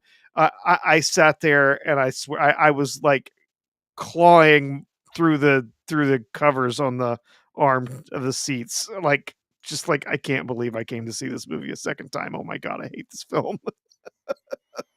But yeah, I don't I, know I how was you did trying that. I was trying not to ruin it for my son and let him just have fun with it. But when we were done, he was like, "I don't think I really liked that movie." I'm like, "Yep, good. You're getting it. You're getting it, kid. Good job." He said, I didn't really like Luke Skywalker. He was mean." I'm like, "Yep, he was. That's not maybe that wasn't Luke Skywalker. Maybe that was somebody else pretending to be Luke Skywalker." I think that the time that the last time I saw a movie twice in the theater, I think that it may have been The Force Awakens. I'm trying to think of what happened. I'm wondering if I saw that twice or three times in the theater, and I'll tell you why. Maybe only twice. I don't know. I think that I saw it once on the day it premiered, and then, like in the case, not exactly, but a similar case, that a family member of mine that liked Star Wars had not seen uh, the movie, and they called me and said, "Hey, will you go with me to see like The Force Awakens?" And I'd already seen it, but you know what? I was still kind of so happy that there's Star Wars again, and I didn't feel like any animosity towards Force Awakens, even though today I don't like that movie. But at the time, I didn't know that this trilogy would be a disaster, and I was excited to see what they'll do with Luke Skywalker. My mindset was in a completely different place. So I said, "Sure, I'll go." And I watched The Force Awakens a second time in the theater. I believe that was the last time that I watched a movie the second time. Before that, I think the only time that I watched, like the time before that, that I saw it was Team America: World Police. Yeah. Think how many years went by between Team America: World Police and Force Awakens. You know what I'm saying? There's at least like 10 years between them.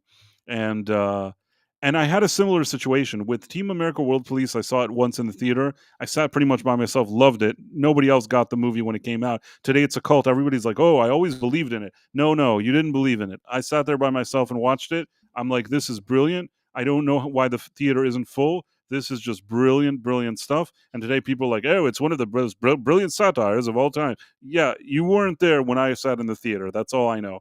So I had a situation that was a reverse Force Awakens. I had met up with some family member or somebody, and maybe they were saying something about a movie, and I said, "Did you see Team America?" They're like, "No, I don't even know what that is." I said, "Great, we're going to see Team America," because I wanted that other person to experience the great experience that I had. So that was, Force Awakens, Team America. Before that, you had The Big Lebowski.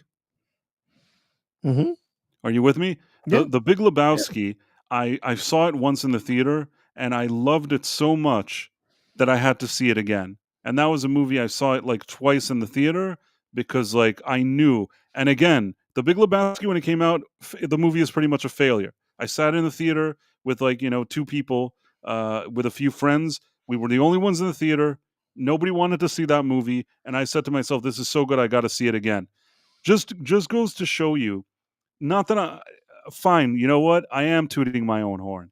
That I have, like, a keen eye for this. I knew that Team America was good, and I knew that Big Lebowski was good. And today, these are like cult movies that everybody, like, pretends they always like, but Mm-hmm. they can pretend all they want. When I knew they were good, nobody else did. So those are two movies that I've seen twice. Very Yeah. proud to have seen twice. Before Big Lebowski, and I think there's only two other cases. One of them was Beetlejuice. Mm-hmm. Before Big Lebowski, the last time was Beetlejuice, and imagine how many years they are between the release of Beetlejuice and Big Lebowski. You know what I'm saying? Yeah. And then the final example. There's one final one. Uh, shoot. Okay, The Naked Gun. Yeah. See, I saw it. I saw it with. I was a guest somewhere. Like, I was a kid staying with some other people, and with a friend, we saw the movie. And then later, I was with my family, and I thought to myself, "This is such a good movie, and I want them to see it." And I loved it. Probably there were jokes there that went over my head. I was really young, but I loved that movie. And then we saw it again. I saw it again in the theater. But again, I'm proud of this. I'm proud of this. First of all, to see Team America, Big Lebowski, and The Naked Gun twice in the theater, that's great. You know what I mean? Like, those are the movies that you want to see twice in the theater. Yeah. Yeah. Like, I feel good about my selection. I, Force Awakens, I got nothing to say. Like, I'm embarrassed and yeah. got nothing to say about that.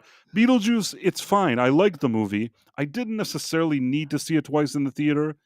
If Mr. Saturday Night wouldn't have been a shitty movie, sorry, Sean, then maybe I wouldn't have seen Beetlejuice twice in the theater.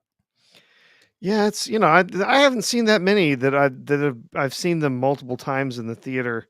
Um, and again, a lot of times it was like, I got to see it, and then I had some friends that wanted to go see it, or I had some family that wanted to go see it. I will say, when I was fairly young, when Return of the Jedi came out, there was no bigger fan of Star Wars than young R2, and there was basically a standing rule that if you went to go see Return of the Jedi, you took me with you. So, like, anytime anyone in my family would take me to see Return of the or went to go see Return of the Jedi, I went with them. So I probably saw Return of the Jedi in the theater probably 6 or 7 times at least. I couldn't get enough. But yeah, I was fairly young at that point. Um, you mentioned like walking out of a movie. There quite literally only one movie I've ever walked out on, no matter how terrible. There's only one movie I've ever walked out on, and it actually wasn't because the movie was awful. So it was when we went to see Titanic.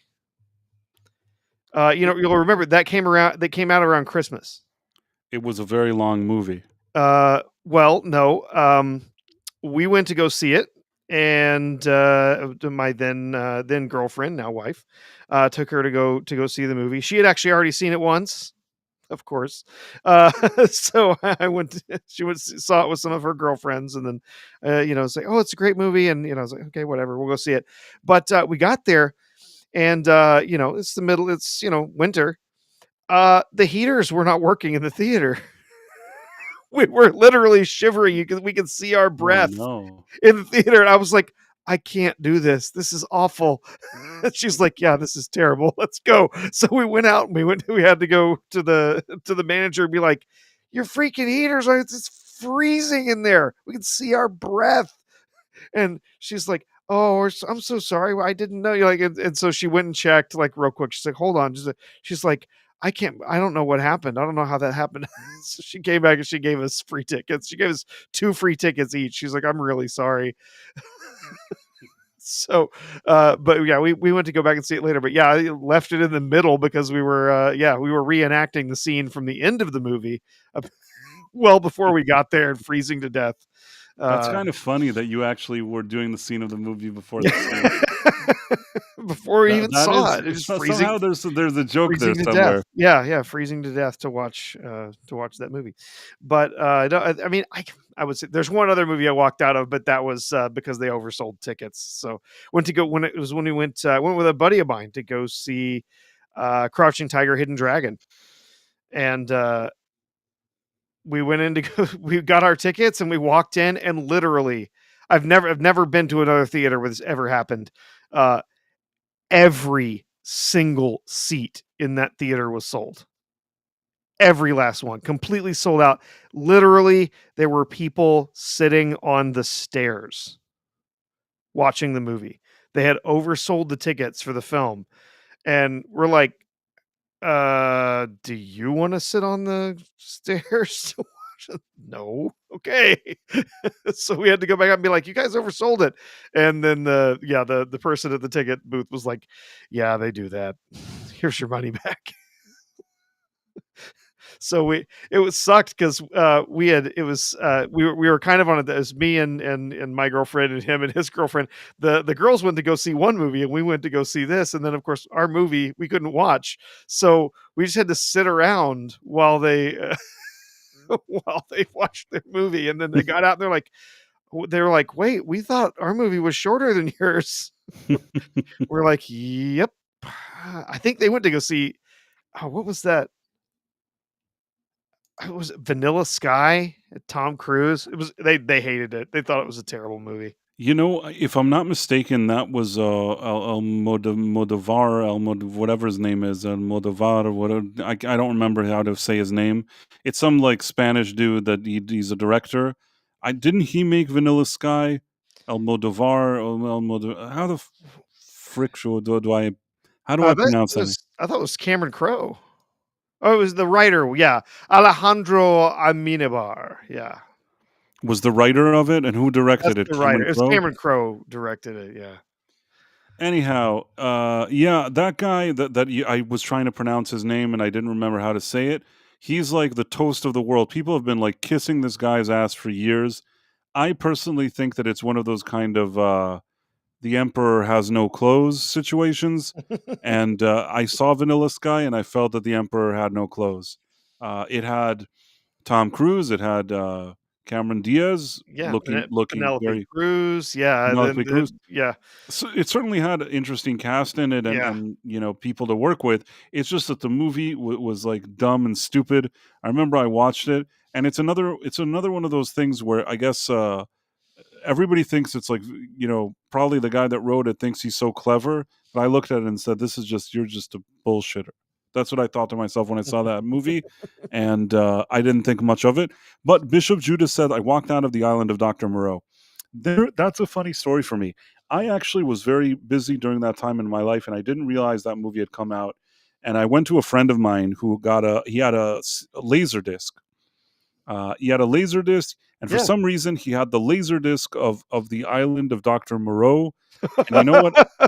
I sat there and he put it on, and I was intrigued by it. I thought to myself, this thing is the weirdest thing I've ever seen, and I was baffled by it. I just sat there kind of like baffled, confused watching this thing, but I couldn't look away. I mean, the fact that it had like Marlon Brando and Val Kilmer, I'm like, what is this? You know what I mean? Like, it had enough of my attention that I would watch the whole thing, but I thought to myself, man, this is the weirdest movie. It was a strange experience. That movie is bizarre. Oh, there goes Price. Yeah, we're both getting our resets here. That movie is so bizarre. I've since learned a lot about apparently how that film was made. Yeah, it was crazy. There have been a lot of stories. Disaster that the production was behind it.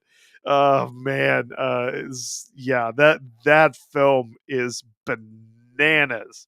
I have watched that once. Honestly, kind of hearing the backstory and learning about what a disaster the production was, I would almost want to go back and watch it again just to be like, oh yeah, I can see like how this is falling apart like in real time.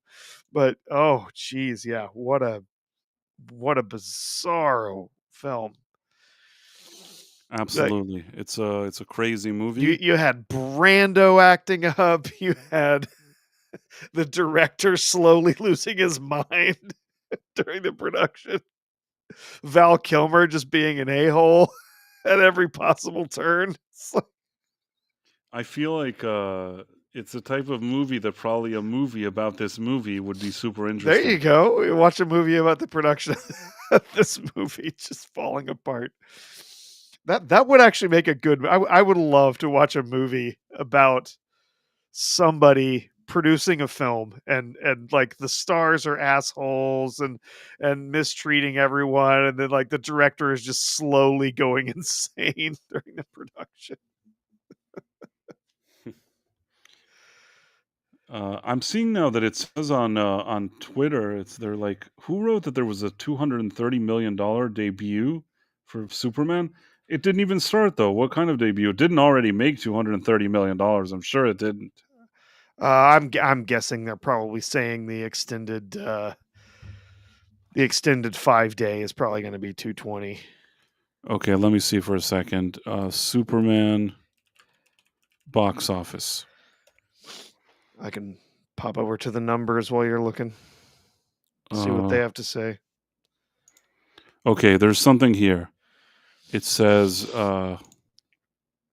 God, from this article. they're not even showing any numbers published on the numbers yet for Superman. So Can you see this? yeah, So this yeah, is I totally believe they got 21 million in previews with that special Amazon deal. They got a lot of people they got to go out and see the previews. So yeah. uh, massive $21 million in overall previews. Are they saying how much they think that's going to end up hoping for a 100 million 3 day? Superman looks to be leaving all those projections in the dust. So how much do they think it's going to be? I'm trying to figure out.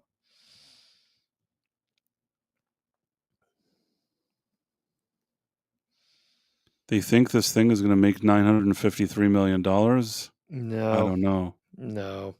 Listen, some kids may like this. I don't really know. I sometimes I'm not. It's not always what I like. You know, I didn't like the Barbie movie. I thought it was terrible, but there was a market for it and it made money. Uh, this thing, maybe they can sell this to kids and they think like a goofy, silly Superman thing is good for them. Maybe they can sell it to little kids. Maybe families are just like, well, bring my kids to it. It's fun.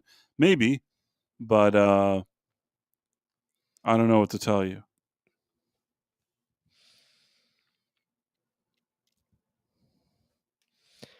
Yeah, well, we'll see. I don't know how many people are going to do repeat showings of this though. That's what it's going to take to get to, you know what I mean, to break into that $900 billion number. It's going to take people going back to see this movie over and over again.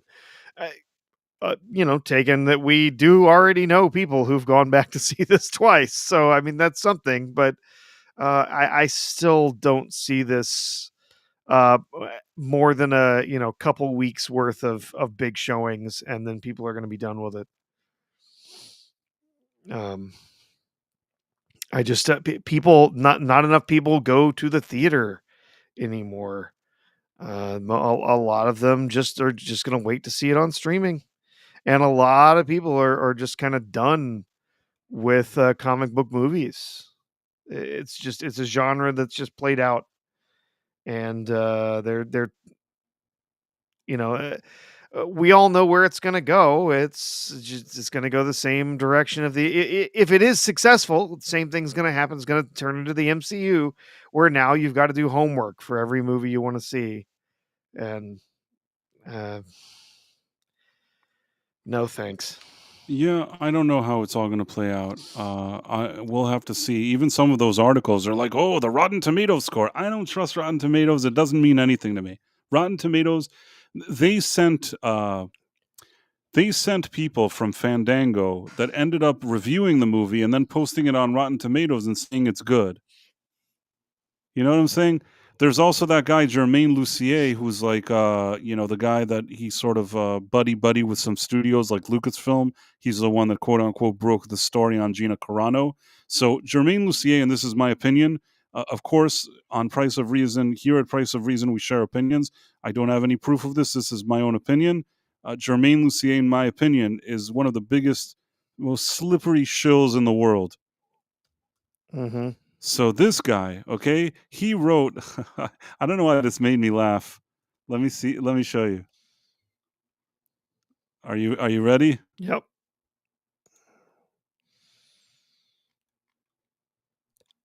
I'm trying to see if I can find this.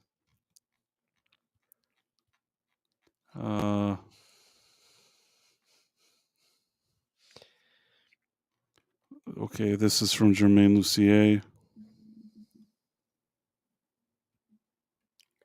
Maybe he removed it. There was an article that he himself wrote where he's saying like that critics are saying it's great, and then in the article it's him. He like quotes himself. Do you understand? Yeah. Oh, I can't find it. It annoys me because it made me laugh. Unless he removed it. Okay.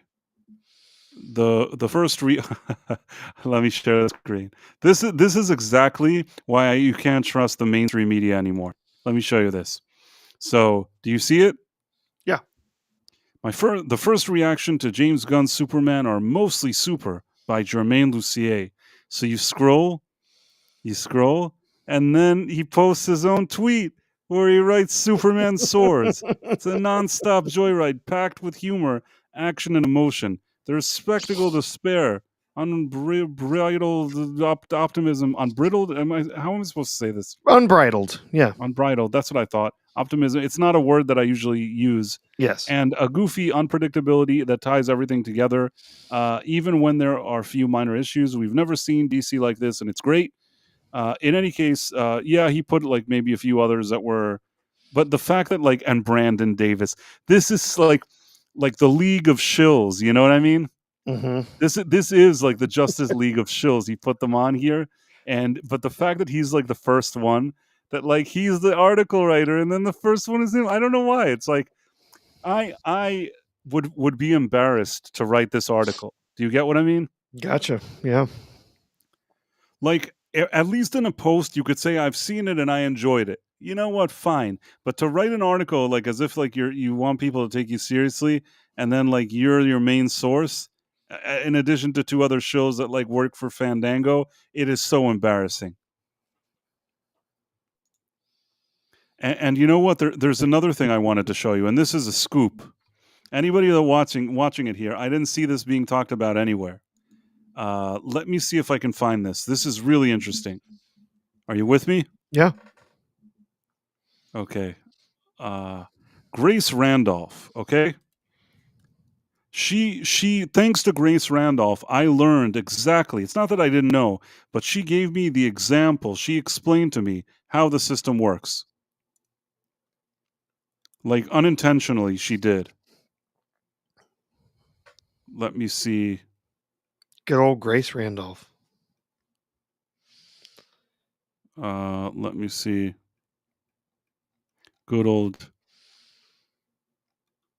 Let me see if I can find this. This is really important. Let's see. Okay, are you ready? Yep. So, basically,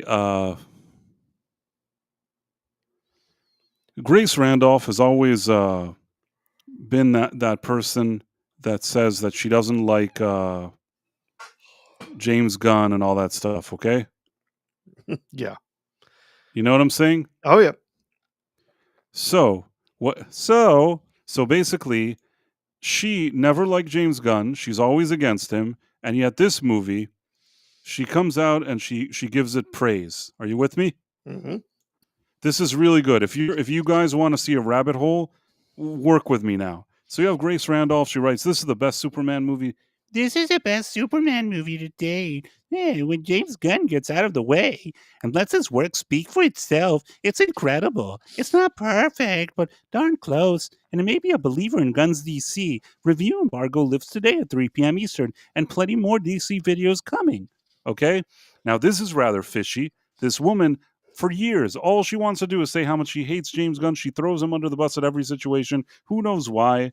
It's probably there's some political reason. I don't even know the reason. In any case, always has some issue with his movies, talking shit all day. Sorry, Sean. Now she loves it. This is the best thing that happened.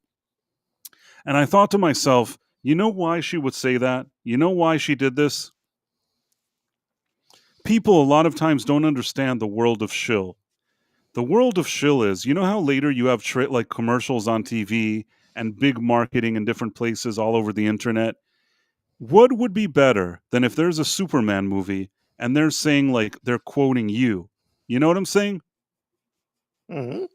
Imagine you're watching now like a big sports game that millions of people are watching, and then, like, you know, they're showing a commercial for Superman, and then they say, Grace Randolph. Randolph, quote, made a believer in Gunn's DC. Exactly. Unquote. They Yep. need some like slippery announcer to say that, and everything is great. Now it's great for them, but you know who it's also great for? For her.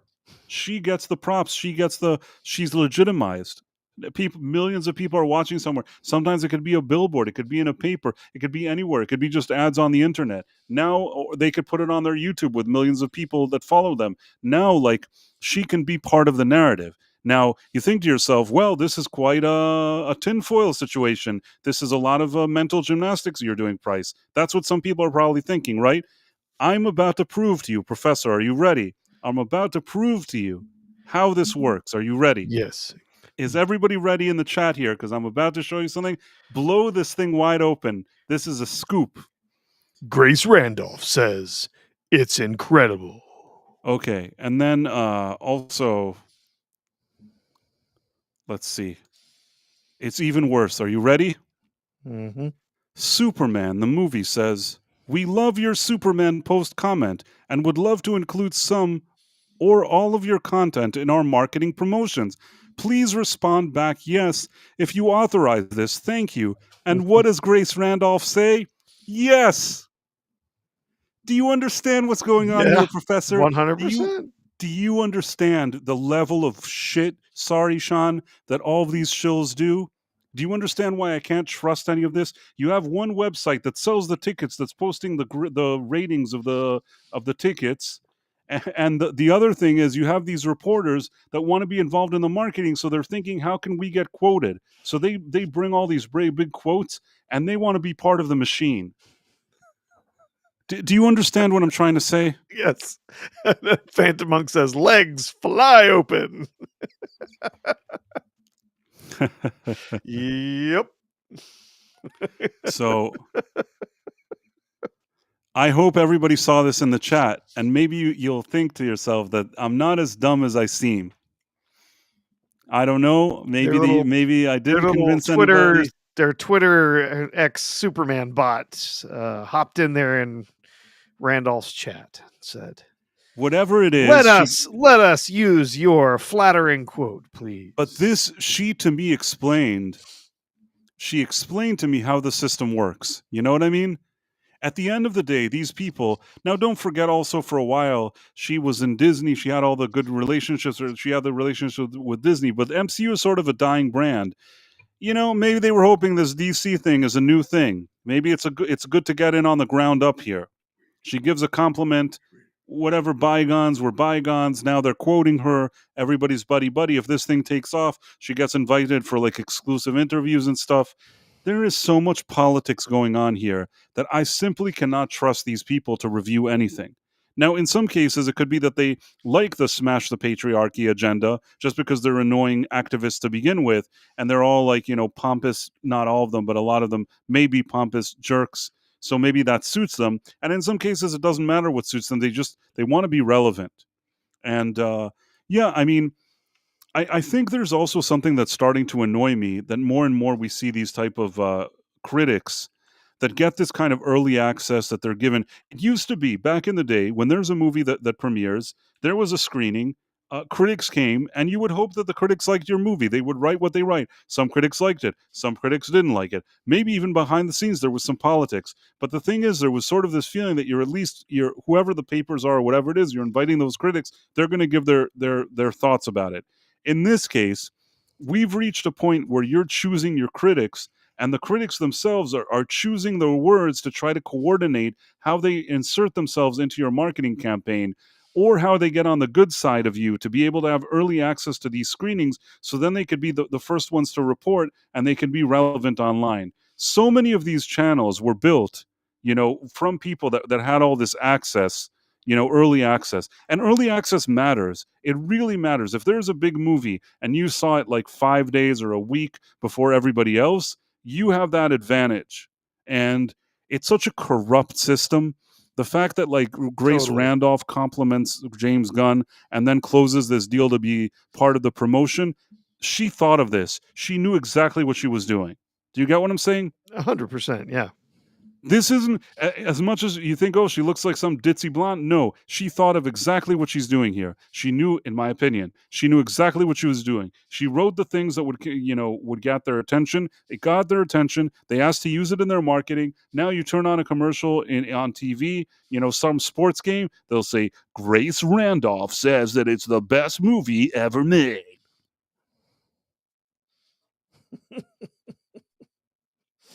Yep. Yep. That's Oh, how it works. The snake eating its tail. Yeah. We did get a rumble rant from Istophobos. hold on one second.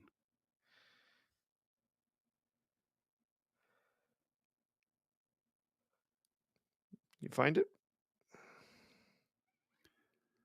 Wait a second. We know Rotten Tomatoes is BS, and the studios gamed it. Hey, don't care about us. They don't care about us, but it is still where the normies go. This was by design. It was co-opted after Captain Marvel. I agree with you. The normies are still dumb, and they still do all that. Thank you. He says, amazing voice acting. Thank you.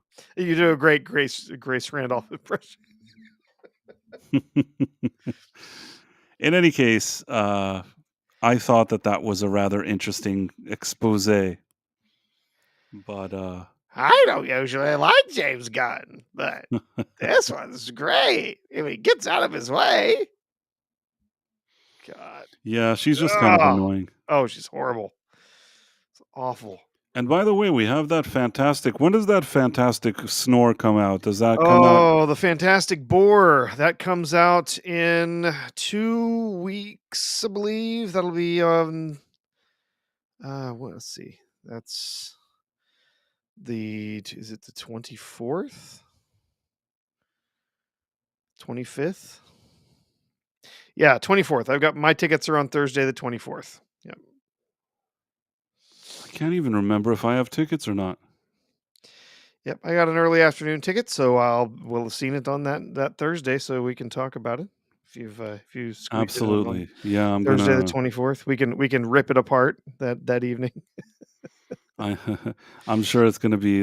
I mean, I can't say for sure. I know this much. It's definitely going to sell more Superman tickets. You think it's going to sell more than Superman? No, it's going to sell more Superman tickets. Oh yes, it's going to sell more than that. Makes sense. I think that. Listen, people are going to be like, people are going to say, "Nah, I'll go see Superman." I think Superman is going to surprise. I don't know if it's going to make $950 million. I kept thinking that Superman is going to make about $700 million and or up to 700 million, and I still somehow think that that's the general direction. Yeah, I stand by my prediction. It's going to peter out before it hits 700. It's like 675. Yeah, something. It's not. I just don't think one, I don't think it's going to do all that well internationally. And then on top of that, I just don't think that there's the appetite for it in the box office that people are going to go and spend a ton of money on it to go see it over and over. Yeah, I don't know either. I think that I think that Superman is going to do better than Fantastic Four, and Oh, by until a bunch. Yeah, yeah.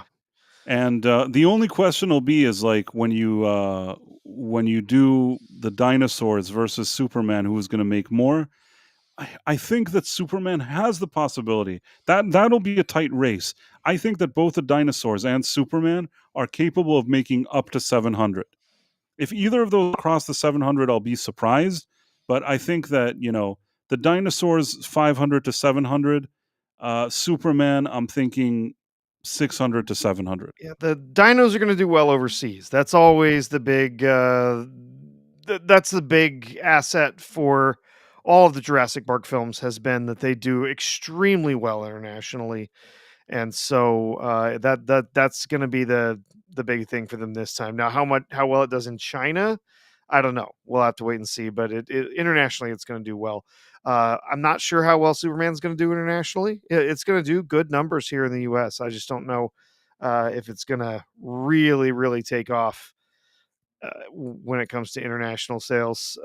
Fantastic Four, I will be absolutely shocked if it does any more than just limp over 400.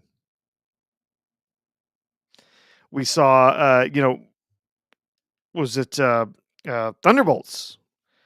It was reviewed really well, and lots of people said, "Oh, it's the best Marvel movie we've seen in a long time. Everyone needs to go see it." And genuinely, I did not think it was a terrible film. It's certainly one of the better we've gotten from Marvel recently, but it also wasn't great. And yeah, it still hasn't broken 400. It's No, it hasn't broken. It hasn't broken even, and it won't. And that wasn't their worst movie. But it no. didn't help because the brand is dying. I think with Fantastic Four, there's some normies even that'll know what that is. There were movies in the past that people liked. Maybe with some proper marketing, maybe they can make 400 to 500. I don't think it'll make more than 500, but if it makes something like 400 and change, I think that that would make sense to me. My window for that is 400 to 500. Jurassic World, I'm thinking 500 to 700, and Superman, I'm thinking 600 to 700. I don't know why. I have no reason to think these numbers, but that's what I'm thinking. Yeah, Thunderbolts supposedly I mean, was really well reviewed, and it has not even done as well as the appalling Brave New World box office wise. I, It's I mean, it hasn't even caught up to Brave New World yet, and so yeah, it's bad. I think listen, people they're just done with the MCU. It's people are you done know with the MCU and they've gotten too much crap and they know they've gotten a lot of crap. Right now, the only way you can bring people is if there's like Deadpool and Wolverine or Spider-Man's or something like that. But just to do some MCU movie, I think people just already know that it. with a bunch of characters nobody gives a damn about because they were in a bunch of you know TV stuff on Disney Plus that wasn't any good anyway. And a character who's main couple of characters whose main claim to fame was they were part of Black Widow, which was also not a good movie. So, yeah, and now we've got Fantastic Four. I think a lot of people they keep saying, "Oh, it's Fantastic Four. It's the Marvel's first family, whatever." I honestly feel like a lot of normies don't even really know who the Fantastic Four are, Maybe. and they Lionel don't really asks, care. did we already review F1? Yes, we reviewed it Several last time, times, but and yes, several times. it's It's a good. good movie. I enjoyed it. It doesn't reinvent the wheel, but it's an enjoyable movie. Brad Pitt is good. Damson Idris is good in it, and I recommend it. It's a fun time at the theater. The racing looks great. The cinematography is great, and it's a fun ride. No pun intended. Pedro Pascal will not bring me to the cinema. Yeah, Pedro Pascal. I wonder if there'll be a moment that they'll just stop casting him every second. Like, will that ever arrive? How many movies can they put him in? Jeez, yeah. I wish I knew. If I knew what that limit was, I would try to. I would, you know, campaign to get him in enough movies that they hit their limit, so that we don't have to see him anymore. I can't stand him. He sucks. And he's a absolutely awful choice for Reed Richards. I can't. Oh, I still, I don't even understand it. It's just the worst choice. And he's just in every damn movie now. He's got another one coming out, Eddington or something. Uh, yeah, I don't know. Yeah,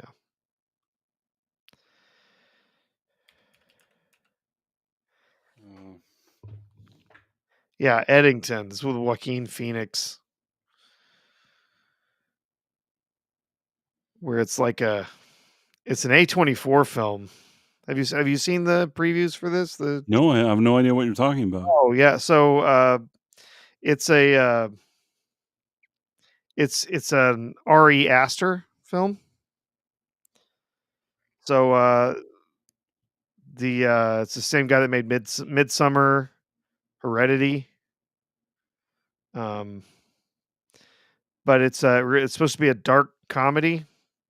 It's called Eddington. It's about a Texas or New Mexico town, not Texas, New Mexico town, where the sheriff and the mayor are in some sort of argument, fight, whatever, over well, it happens during the coof.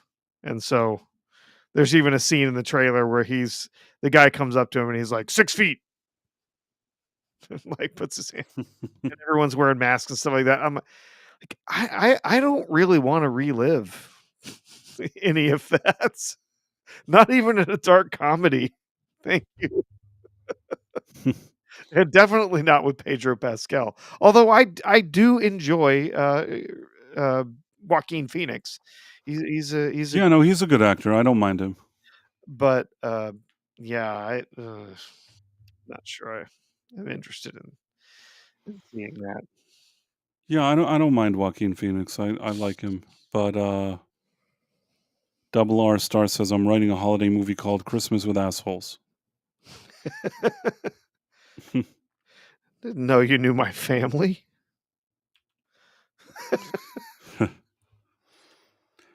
I'm trying to think if there was anything. Oh, there was something I wanted to ask you.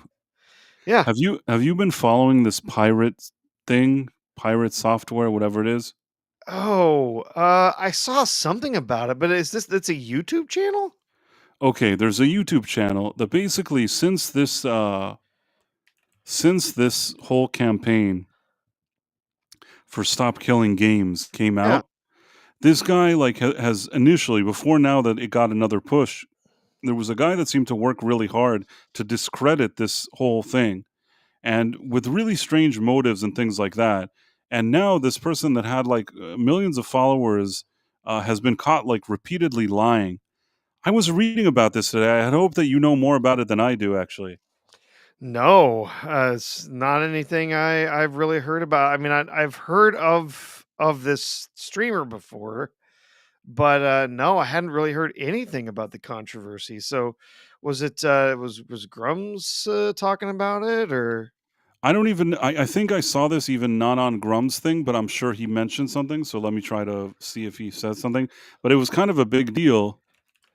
I wish I knew more. Let's see if Grums was yeah? talking I about see. it. Yeah, he did say something about lost over 100,000 YouTube subscribers. Yeah, here I see this. This is from Pirate Nation. So let me share this thing. This is the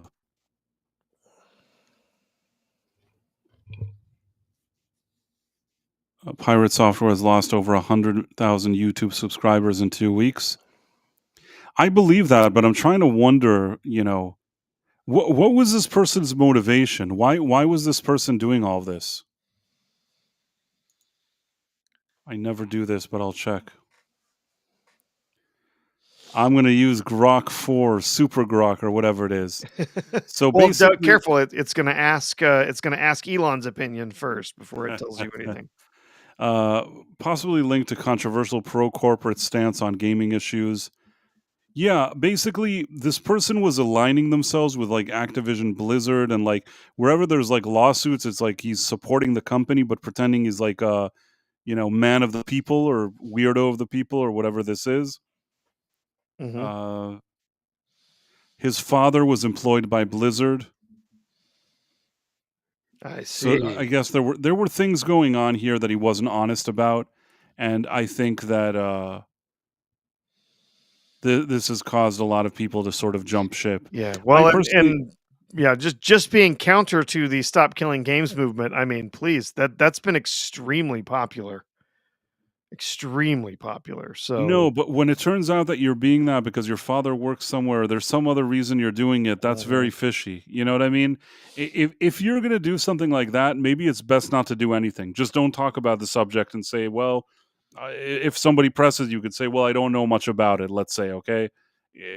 I mean, it's kind of strange that he wouldn't be for it, but let's say if there's some kind of conflict of interest, he could at least try to brush it off and not get involved in it. But to actively be like a shill for a big corporation and yeah. try to protect them and try to discredit people that are trying to do the movement, that's where he starts getting into trouble. You know what I mean? That's the kind of thing that can ruin you. Oh yeah. That's ugh. Yeah, it's so silly. Have you been following any of this stuff with the Stop Killing Games petition and movement and stuff?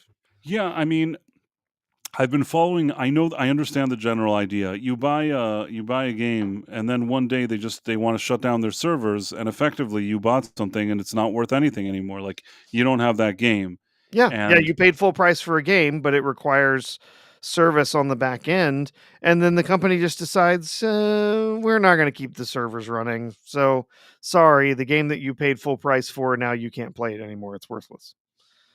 yeah, Yeah. I don't like that. I don't. I honestly, I told you. I think when we brought up something like this a while back, I told you that it reminded me of the sling that they bricked my, Oh yeah, I my do sling remember. catcher Yeah, or we whatever talked it about was. that. And it's like they just send an email and they're like, starting like a week from now, we'll no longer this and this, and then like they brick your machine. That if you paid full price for something, that they could just say, well, no, it's nothing. I have an issue with that. I think that there has to be more of a guarantee, for companies that they have to promise something, or you have to at least know when you're buying it that there could be a situation like this.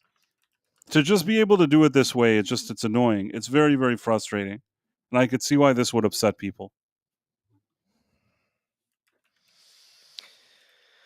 Yeah. Yeah.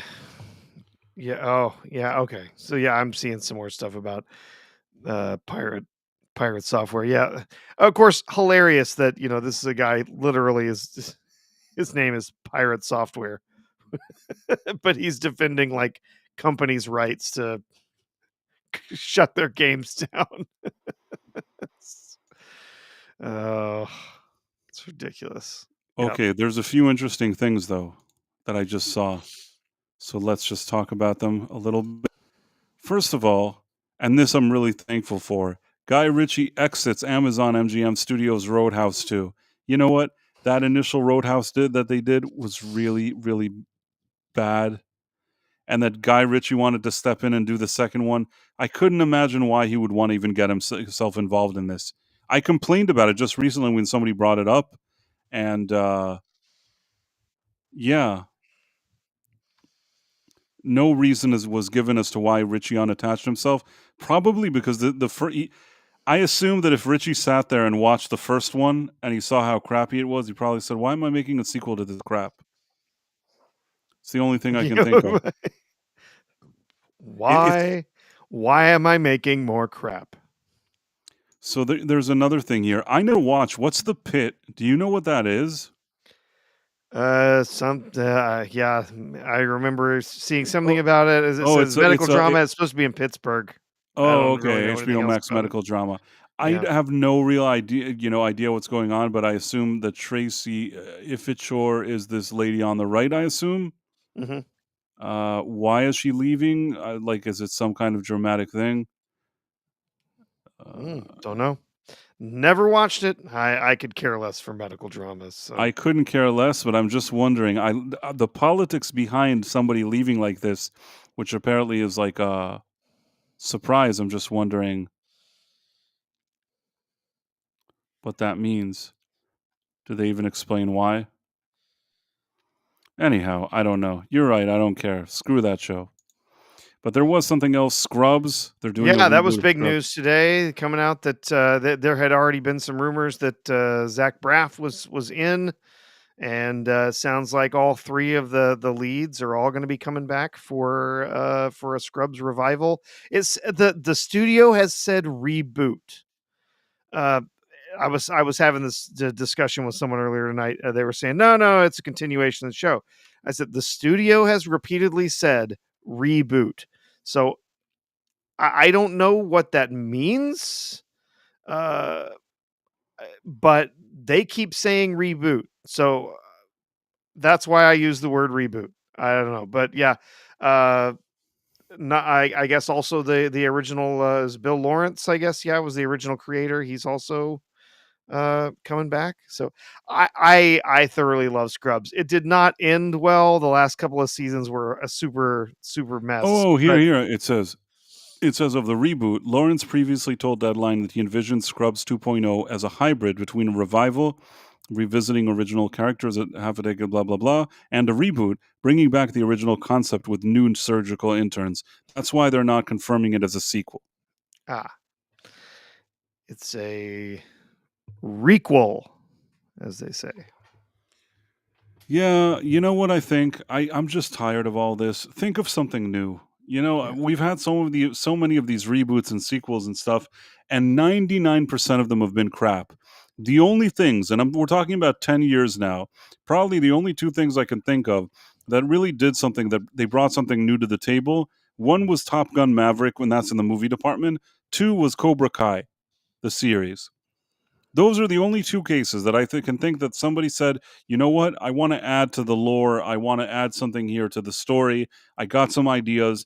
And then we actually got something that was good, solid, even really managed to build upon the original foundation and take things to new heights.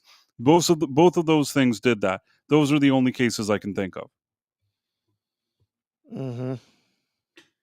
Every other thing they've tried has been a failure. So why would you continue to do it over and over again just to fail again and again? None of these reboots and requels and whatever, none of these have worked. You No, not particularly well. No. Someone mentioned uh, was Eliza Coop. Did it say she's going to be in this? it says Sarah Chalk, Donald Yeah. Faison, and Zach Braff. Oh, well, somebody mentioned a lot. She was in the couple of the later seasons. Eliza Coop was in a couple of the later seasons. She has gone downhill. You do not want to see what she looks like today.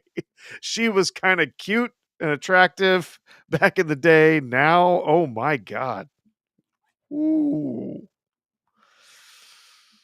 Yeah. I didn't see a picture of her. I don't No. know, but I'll take your word for it. This is also a strange thing. Let me see it. Why didn't it click? Larry David and Barack Obama team for HBO sketch comedy. Larry David is a genius, but man, this is just stupid. I think that Larry David has gone into like weird TDS territory. If I was Larry David, this is the last thing I would want to be involved in. You know what I mean? This is the last thing I would do. The guy, like, genuinely and brilliant comedy mind. This is just dumb. I don't know what this is. This looks stupid to me. It'll focus on American history and will keep feature cast members of Curb Your Enthusiasm. Oh, The logline: President and Mrs. Obama wanted to honor America's 250th anniversary and celebrate the unique history of our nation on this special occasion, but then Larry David called. It sounds cringe, just me hearing and yeah. thinking about it. Yeah. And then being produced by Obama's thing. Yeah, no thank you. No, I was showing a picture of the Eliza Coop just because we were talking about it.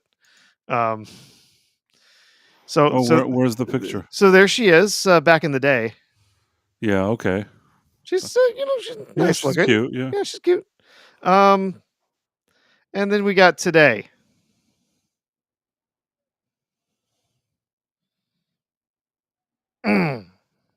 I mean, listen, you can't always look the same. I don't want to be Yeah, mean. She's older. What can you do? yeah. I thought that you said she like weighed like 5 tons now. At No, least no, she's. no, no. She's just gone heavily They can put some like downhill makeup on her face, and maybe it'll look like with halfway acceptable. weird tattoos and stuff. Yeah, you could cover that up with some makeup or whatever. They can make her look presentable, you know what I mean? You were preparing me for something far, far worse. no, I was expecting, like, nightmare material, no. and she just seemed like, yeah, Empress and M says, Ozempic is a harsh mistress. I think that may be the case. Oh, that was even like pre-Ozempic, I think. That was Oh. Oh, well. that's getting close to like meth at that point. But no, I don't know. I'm trying to Uh, see where's the cast. almost as steep a decline as Megan Fox. She got too many weird operations, I think. Well, and then she's like with a dude that they're like they pretend they're vampires and they drink each other's blood. They're freaking crazy. But yeah, Uh she's gotten a bunch of operations and stuff. Oh man, which is sad because man, back in Transformers, damn. I'm gonna tell you a secret. I probably shouldn't. There was somebody that how do I say this? There is an actress that has appeared on Scrubs. Uh huh. It's not like a main actress. How do I explain it? But one that's been on like more than once, you know what I'm saying? Yeah. Yeah. So there's an actress that used to be on that show that I am somewhat friendly with, like in real life. Oh. Okay.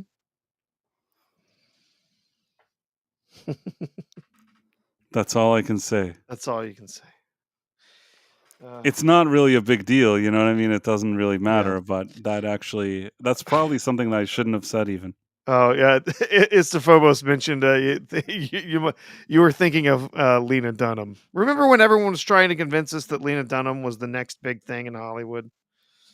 Well, she is big. Yes, Technically, she's big. she did get big in Hollywood. Yes. What did Istafova say? I can't find it. It said Price is thinking of Lena Dunham. Lena Dunham looks like she ate 2 Lena Dunhams. Was Lena Dunham on Scrubs?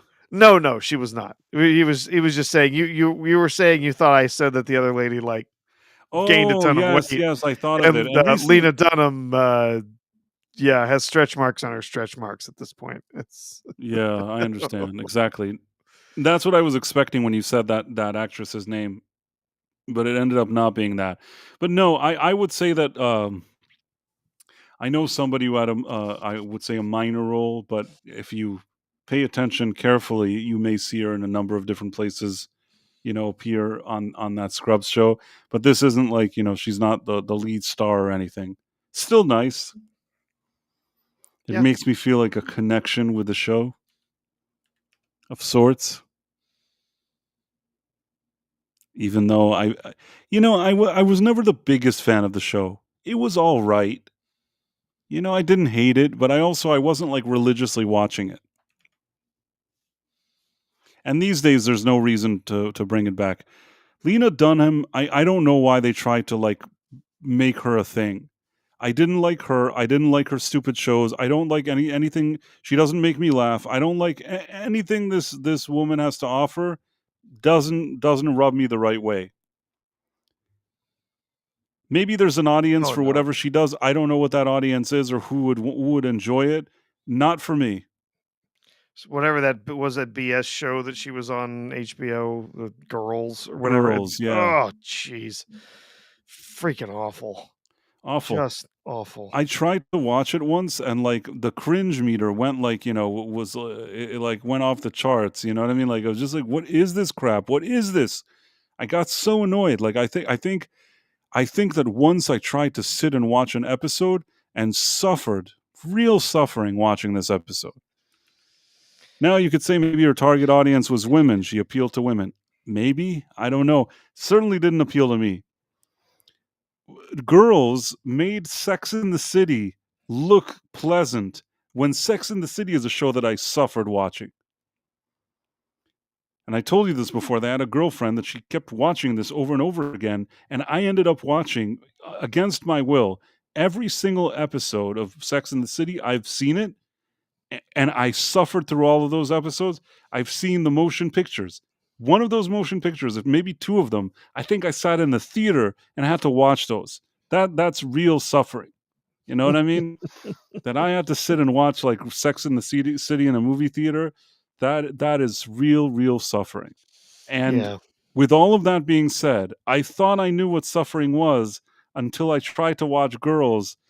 I said to myself, you know what? As much as Sex in the City is annoying, at least like, Kim Cattrall, she's not a bad looking woman. The one that plays Charlotte, Davis, whatever her name is, I don't know, Kristen Davis, whatever her name is, not a bad looking woman.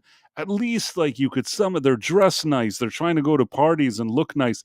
It's not my thing. I suffered watching that, but that's like the bare minimum. Girls, it's like the next level of Sex in the City. It's like they want to be these kind of ladies and empowered, whatever, but also look bad and be like fat. It's like it's a no-win situation. There's no reason to watch that show whatsoever. Mm-mm. No. I think I ended up watching a little bit of an episode because it was on HBO back when Game of Thrones was on, and I think I ended up watching some, and I just thought, wow, this might be the worst thing I've ever seen on television. Uh, Hypnocrap says Kim can get it, Oh yeah. and my husband says Sex in the City ruined a generation of women. I absolutely agree with you. You Mm-hmm. know how I knew that?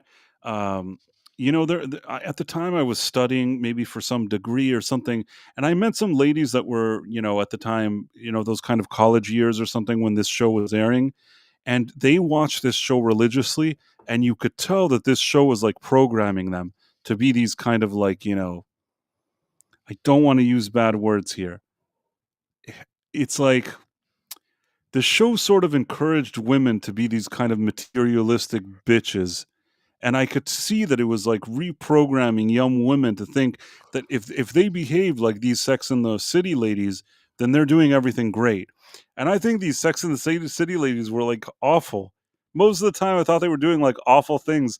I had to watch these terrible episodes, and I suffered. And I thought to myself, what your husband is saying. I'm saying, wow, women are watching this and learning from it. They're saying, I want to be like this one. She's like, oh, now I'm gonna go out with this dancer, and I'm gonna go. Oh, this guy has money, and he's Mr. Big. I'll go with him. He treats me like crap. It's so great. All this weird stuff, like the crazy messaging and strange things, and women ate it up. Mm-hmm. There was never any like good to whatever they were doing. It was always this shallow. Some guy has money, some shit. I can't stand that show. And yet, still, even with everything that I said, Girls is the next generation of crap. It's like it takes all the shit that happened. Sorry, Sean, in Sex and the City, and takes it to the next level. It's like they don't even give you ladies that look nice. Like that's done. At least now you're just going to suffer even more. That's what that show is. The ultimate Yep, suffering. it was a next level of feminism, like of the man hating, feminism that caught on with the generation, and It, now they're all effing miserable. Istophobos says if you turn the sound off, Alison Williams is one reason to watch Girls. Okay. Out of all the weirdos on that show, at least she was presentable. I will give you that. At the same time, Alison Williams has a look that kind of doesn't 100% work for me.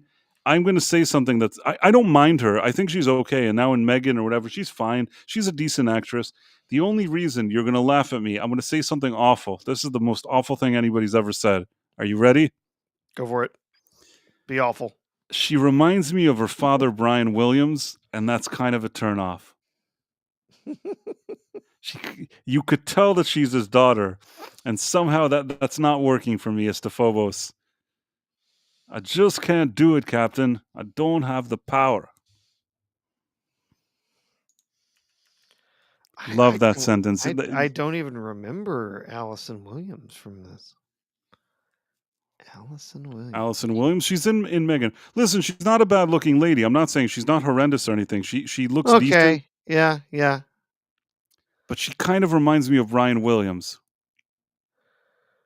Yeah. Okay.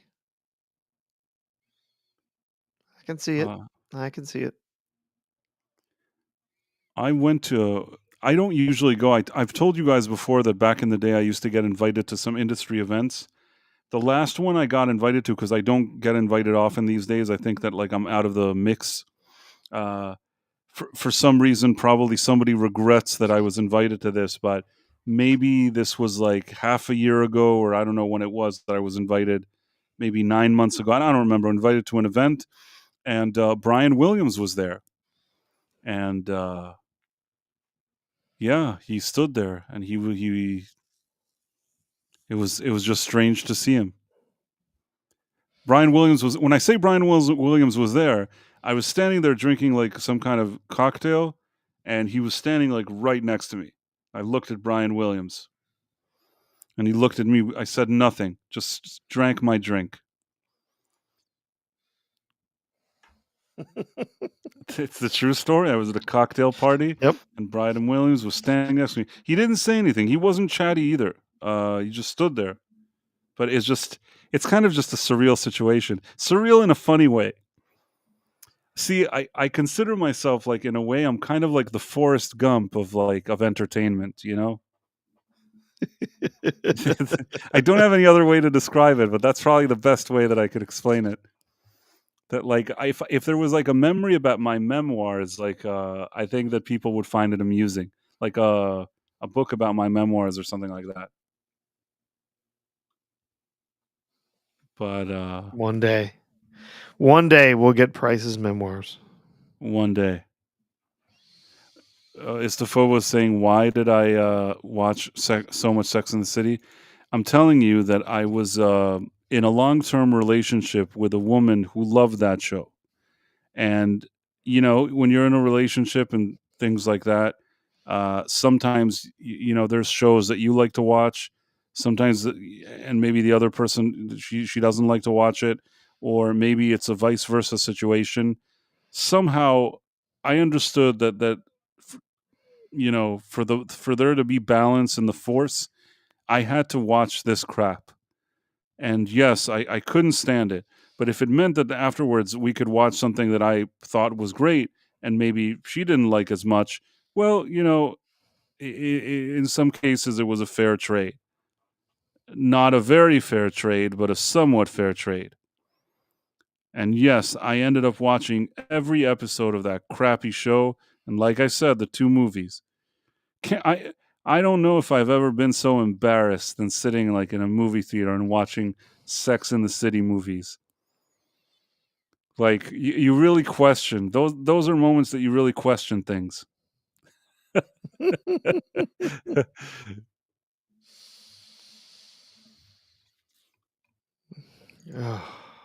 Brian Williams was there when Neil Armstrong arrived on the moon and interviewed him. I think, are you referring to the fact that he was known for telling stories? Or are you saying that I'm telling stories? I don't know if it goes this way or that way.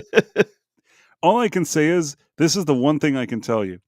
Anything that I've ever told you that I've said like this happened, this happened, really happened. You can believe it, you can not believe it, but I have never said anything here like that I said, "Oh, I met this guy and this happened and this happened." Nothing I've said was different, than what happened. I've always been really, really honest. And again, I've said it also before. Uh, it's not that like when I say it's not that Brian Williams thought to himself, "Oh, like this Price of Reason guy is like the best." He didn't know who I was even. You know what I mean? It was just I happened to be invited to a cocktail party, so I was standing there and drinking, and he was standing next to me. I actually that was an instance. I think maybe I showed you. Is it possible that I showed you pictures? I showed Tom.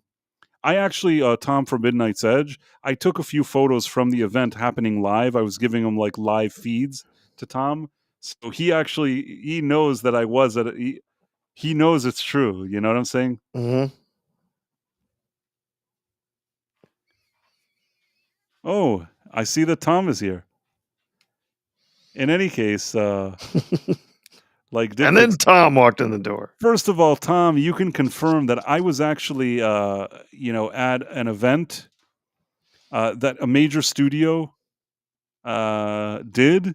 And like I was at the cocktail party and they had the drinks, kind of like what we saw now with Superman and the shows that were given drinks and stuff. There was like a buffet and there was like drinks and stuff. I actually, from that event, took pictures like live, just took some quick pictures and sent them to. I must have known he was going to mention me. I just showed up.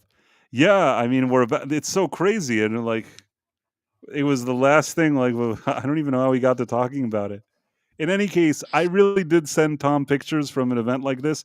That event that I sent Tom pictures from, I was standing next to Brian Williams. I think I even took a picture and sent him, but I'm not sure the picture had Williams in it. It had somebody else in it. It had like Paul from, I probably shouldn't say it. I think it had Paul from Saturday Night Live. There, I said it. No, not from Paul Schaefer. Sorry, David Letterman. Why did I say Oh. Saturday Night Live? Did Paul Schaefer play on Saturday Night Live? He probably didn't. It was probably on Letterman. Uh, actually, yeah, he was. Was he Paul on Schaefer? Saturday Night Live? Yes. Yeah. So yeah, I sent Tom a picture, and he got like, oh yes, he did. It was the OG band leader. That's Yeah. why I guess like everything got jumbled for me. But yeah, in any case, I took a quick picture and sent it to Tom like live as things were happening. I showed him the menu like they have now with Superman, that there were drinks that they were like being offered by the studio. I was able to show like a sneak peek. I have to admit though, they had like a chef that sat there and crafted these little like is how do I say it, wagyu, what how do I explain that meat thing? Wagyu beef. Yeah. Yeah. So it was like Wagyu burgers or something, and he Yeah. was making these little burgers. They were fantastic, fantastic burgers. And like he's preparing them, and like there's so many kinds, and they're all like being served, plus all these like very fancy hors d'oeuvres. It was wonderful. I admit the alcohol and the hors d'oeuvres and the burgers. No wonder these guys walk out and say it's like the best movie they ever saw. You know what I mean? Yeah. You have like some chef like pampering you and you're getting all these cocktails and things like that. And then they're like, "Oh, did you like the movie?" And you're like, "Fantastic, of course." And you're thinking to yourself, I'm not like anything because nobody cares about me. But even I was thinking to myself, "Oh, I hope, I hope I get invited again." All you the chef can make me the little burgers. Does that make me a bad person? No, no. If you want the little burgers, you got to get invited to the show. You got to get invited to the party to get the little burgers. That's my favorite. But it was like Yeah. fancy. It was all fancy. I'm telling you, you would love it. Oh, what? I know I would love some Wagyu beef. Wagyu beef is incredible. Like, Right, but it's oh, also like the whole idea that there's like the chef preparing these oh little yeah. burgers and like you're just eating these sliders of wonderful things. It's just so good.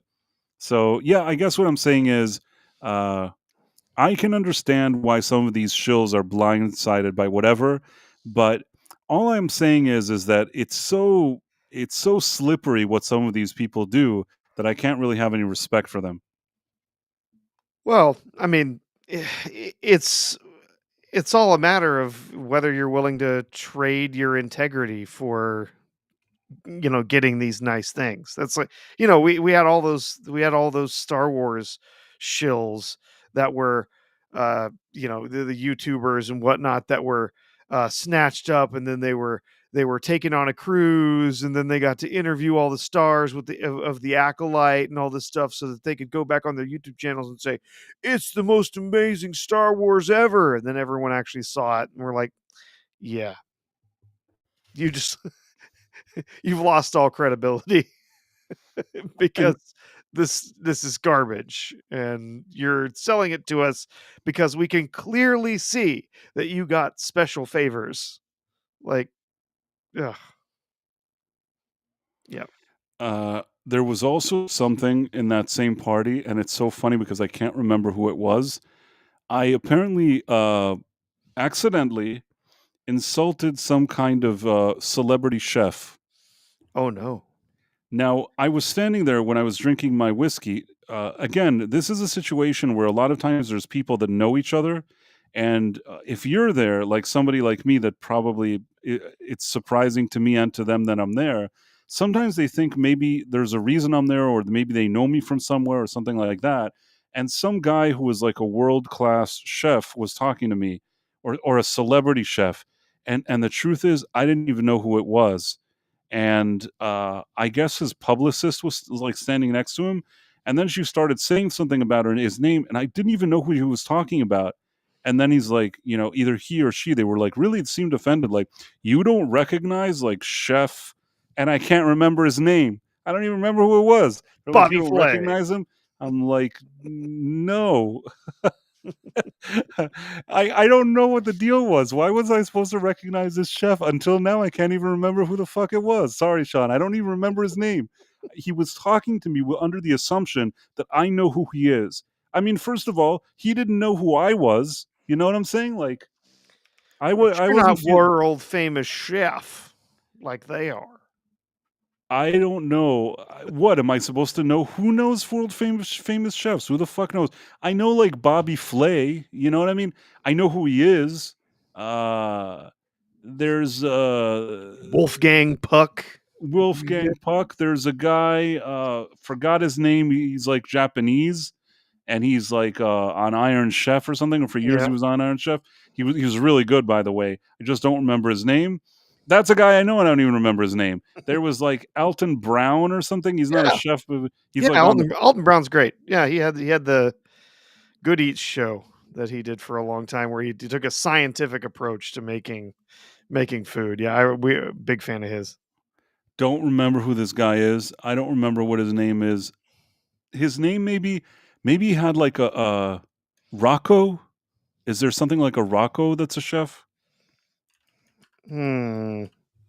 Let me see for a second. Chef Rocco. Rocco Dispirito. Yes, Yeah, that's yes, I the think one. that's who it was. I think it was Rocco DeSpirito. Yes. I didn't know. Yeah. How would I know who I Rocco? if I saw him, I would not remember his name. I was supposed to know who. When you said Rocco, I was like, yes, I know there's a chef named Rocco. I couldn't remember his name, but yeah, no. If I like bumped into him somewhere, I wouldn't remember who he was. I I wouldn't didn't remember he know who was. he was. It's like I guess he was talking to me under the assumption that I know who he was, and like I'm very impressed by him, when in fact I had no idea who he was, and I was just drinking my whiskey. And then when something happened, when it became clear that I don't even know who he is, there was like an insult in the air feeling like I was insulting him. Like, You how know dare what? you? What'd you say? How dare you? I don't know I still don't even know who that guy is. I know now that you after he said what his name was, I said to myself, "Oh, okay, like, I I I think I even said, "Oh, like your name sounds familiar to me." Now, yeah.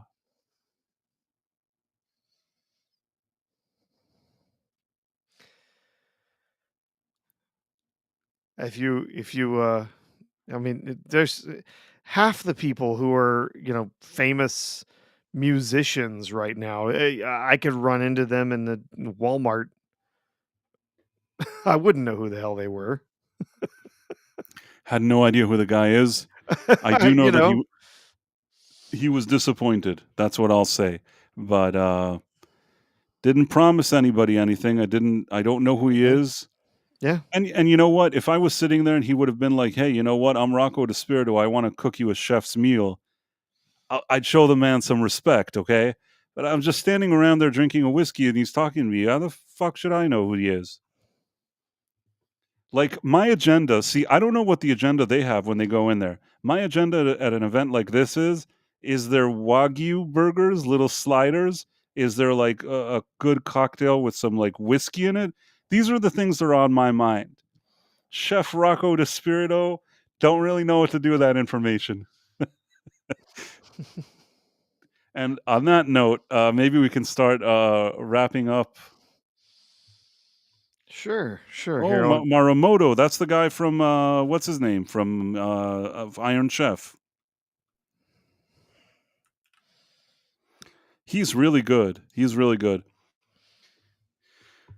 I think I once ate sushi from his restaurant, but I didn't meet him. It's not like he came and made, or I don't really know. I don't think he was even there, but I think I once ate from his restaurant. But let's, oh, okay. So on the Rumble side, there's Elizabeth Quince, Phantom Monk, Kivo 1961, Empress NM, Rogue 12, Senpai 76, High Life, Hypno Crab, Bingo Hazmat, Lyosh, and Double R Star. and as soon as it finishes processing, it's taking its sweet time. I'll have our list from YouTube. Oh, geez. Come on. Sometimes it's just like 2 seconds. Sometimes it takes a long time. And we're I still got it. there. I got it. I'm sorry. Now I remember. It You was the remember. greatest line. It was the greatest line. I genuinely made myself laugh. Okay? Okay. Uh, so what happened was he was standing next to his publicist. So this is all kind of very insulting because I don't know. We're standing at a cocktail party. I guess they thought they were sure that I know who this guy is, and I'm drinking, and I don't know. We went back and forth, talked about a few things, just shooting the breeze. I don't even know. Maybe he was. I'm like the dude. I have no idea what this guy even wanted. Okay, and something about happened, and it turned out they recognized his publicist and him that I don't know who it is, and I said, "What's your name?" to him or something. Maybe that at that point, I just thought he was a random guy. You know what I mean? I said, "Oh, what's your name?" So then his publicist says, "You don't recognize him? Don't you know who this is?" And I said, "No." He said, "You don't recognize Chef Rocco DeSpirito?" And oh, okay. She said, I'm trying to think how this went down. She said, "You don't recognize Chef Rocco DeSpirito?" Uh, and I said something stupid along the lines of like, "Ah, yes, but he wasn't wearing his apron." And then they both looked at me, and if they were insulted before the thing, my comment with the apron was like, "That was it. That was it." And I felt like the bad vibes, and I think that was the final thing I did this cocktail party. I grabbed a little bit of like Wagyu sliders, gulped like my whiskey, and left the room. I'm like, "I think this is a good time for you to exit this thing before anybody even starts asking questions." You know what I mean? Before they throw your ass out because you didn't know. Or That was before what I said. I said, "Not without his apron." That's before what I remember. It was a before great comeback. I mean, I before don't know. Rocco spits Keep in in your mind, Wagyu Professor, slider. keep in mind that I had a few whiskeys already, and I did not know what this man wanted, okay? No, that's good. Yeah. I'm very I'm very unassuming. I'm very chill. I've had a few different run-ins with people or at at like signings and stuff like that, whatever. I am not the guy who's like jumping up and down, like, oh, it's so amazing to meet you. Oh my god, like they're just people. They're people. Like famous people are still people, and if they want to be treated as something other than people, they can just f off. Like, uh, I absolutely love William Shatner. You know what we chatted about. I'm still jealous that you met him. Yeah, I what did I you chat I, about? I asked him about his flight, and if he was having a good visit in town, and if he got to have some dinner while he was here, and I hope he had a good night, and I really enjoyed his show. I mean, that's what we chatted about.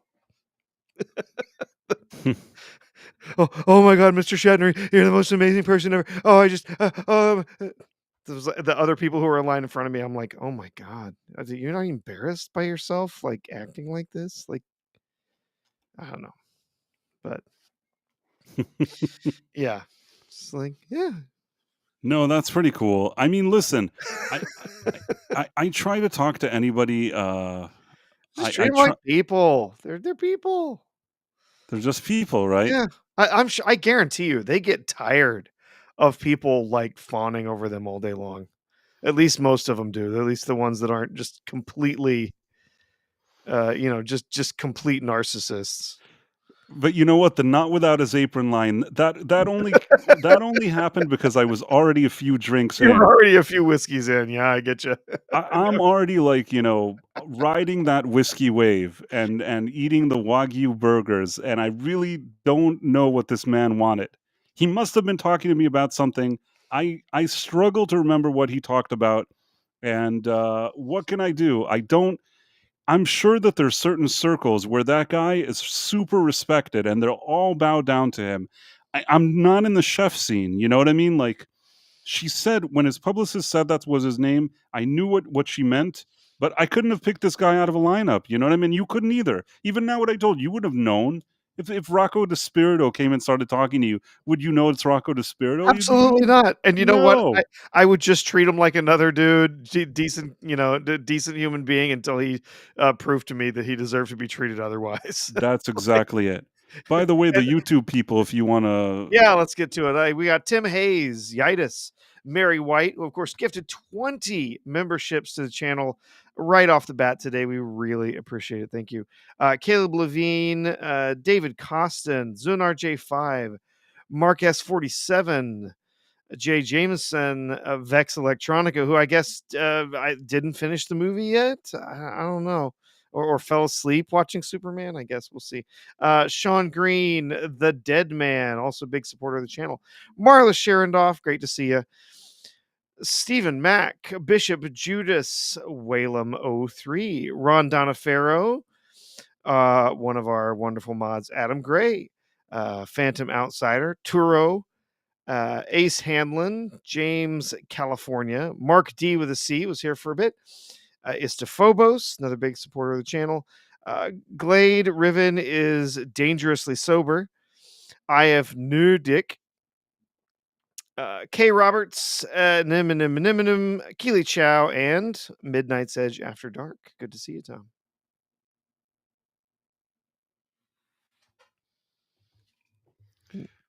all right. Well, I think we did our part, right? Yeah, I think we did.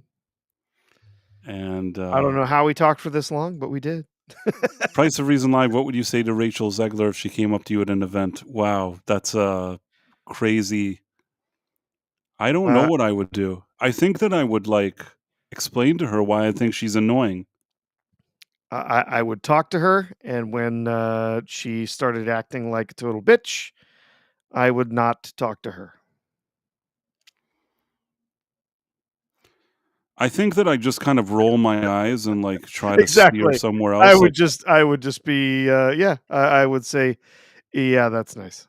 And find I someone else. wouldn't. Find someone else to talk to.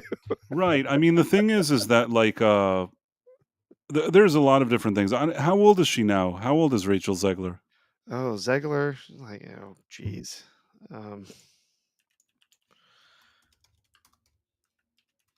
She's, I mean, she's in her 20s and I mean, 24, listen, 24.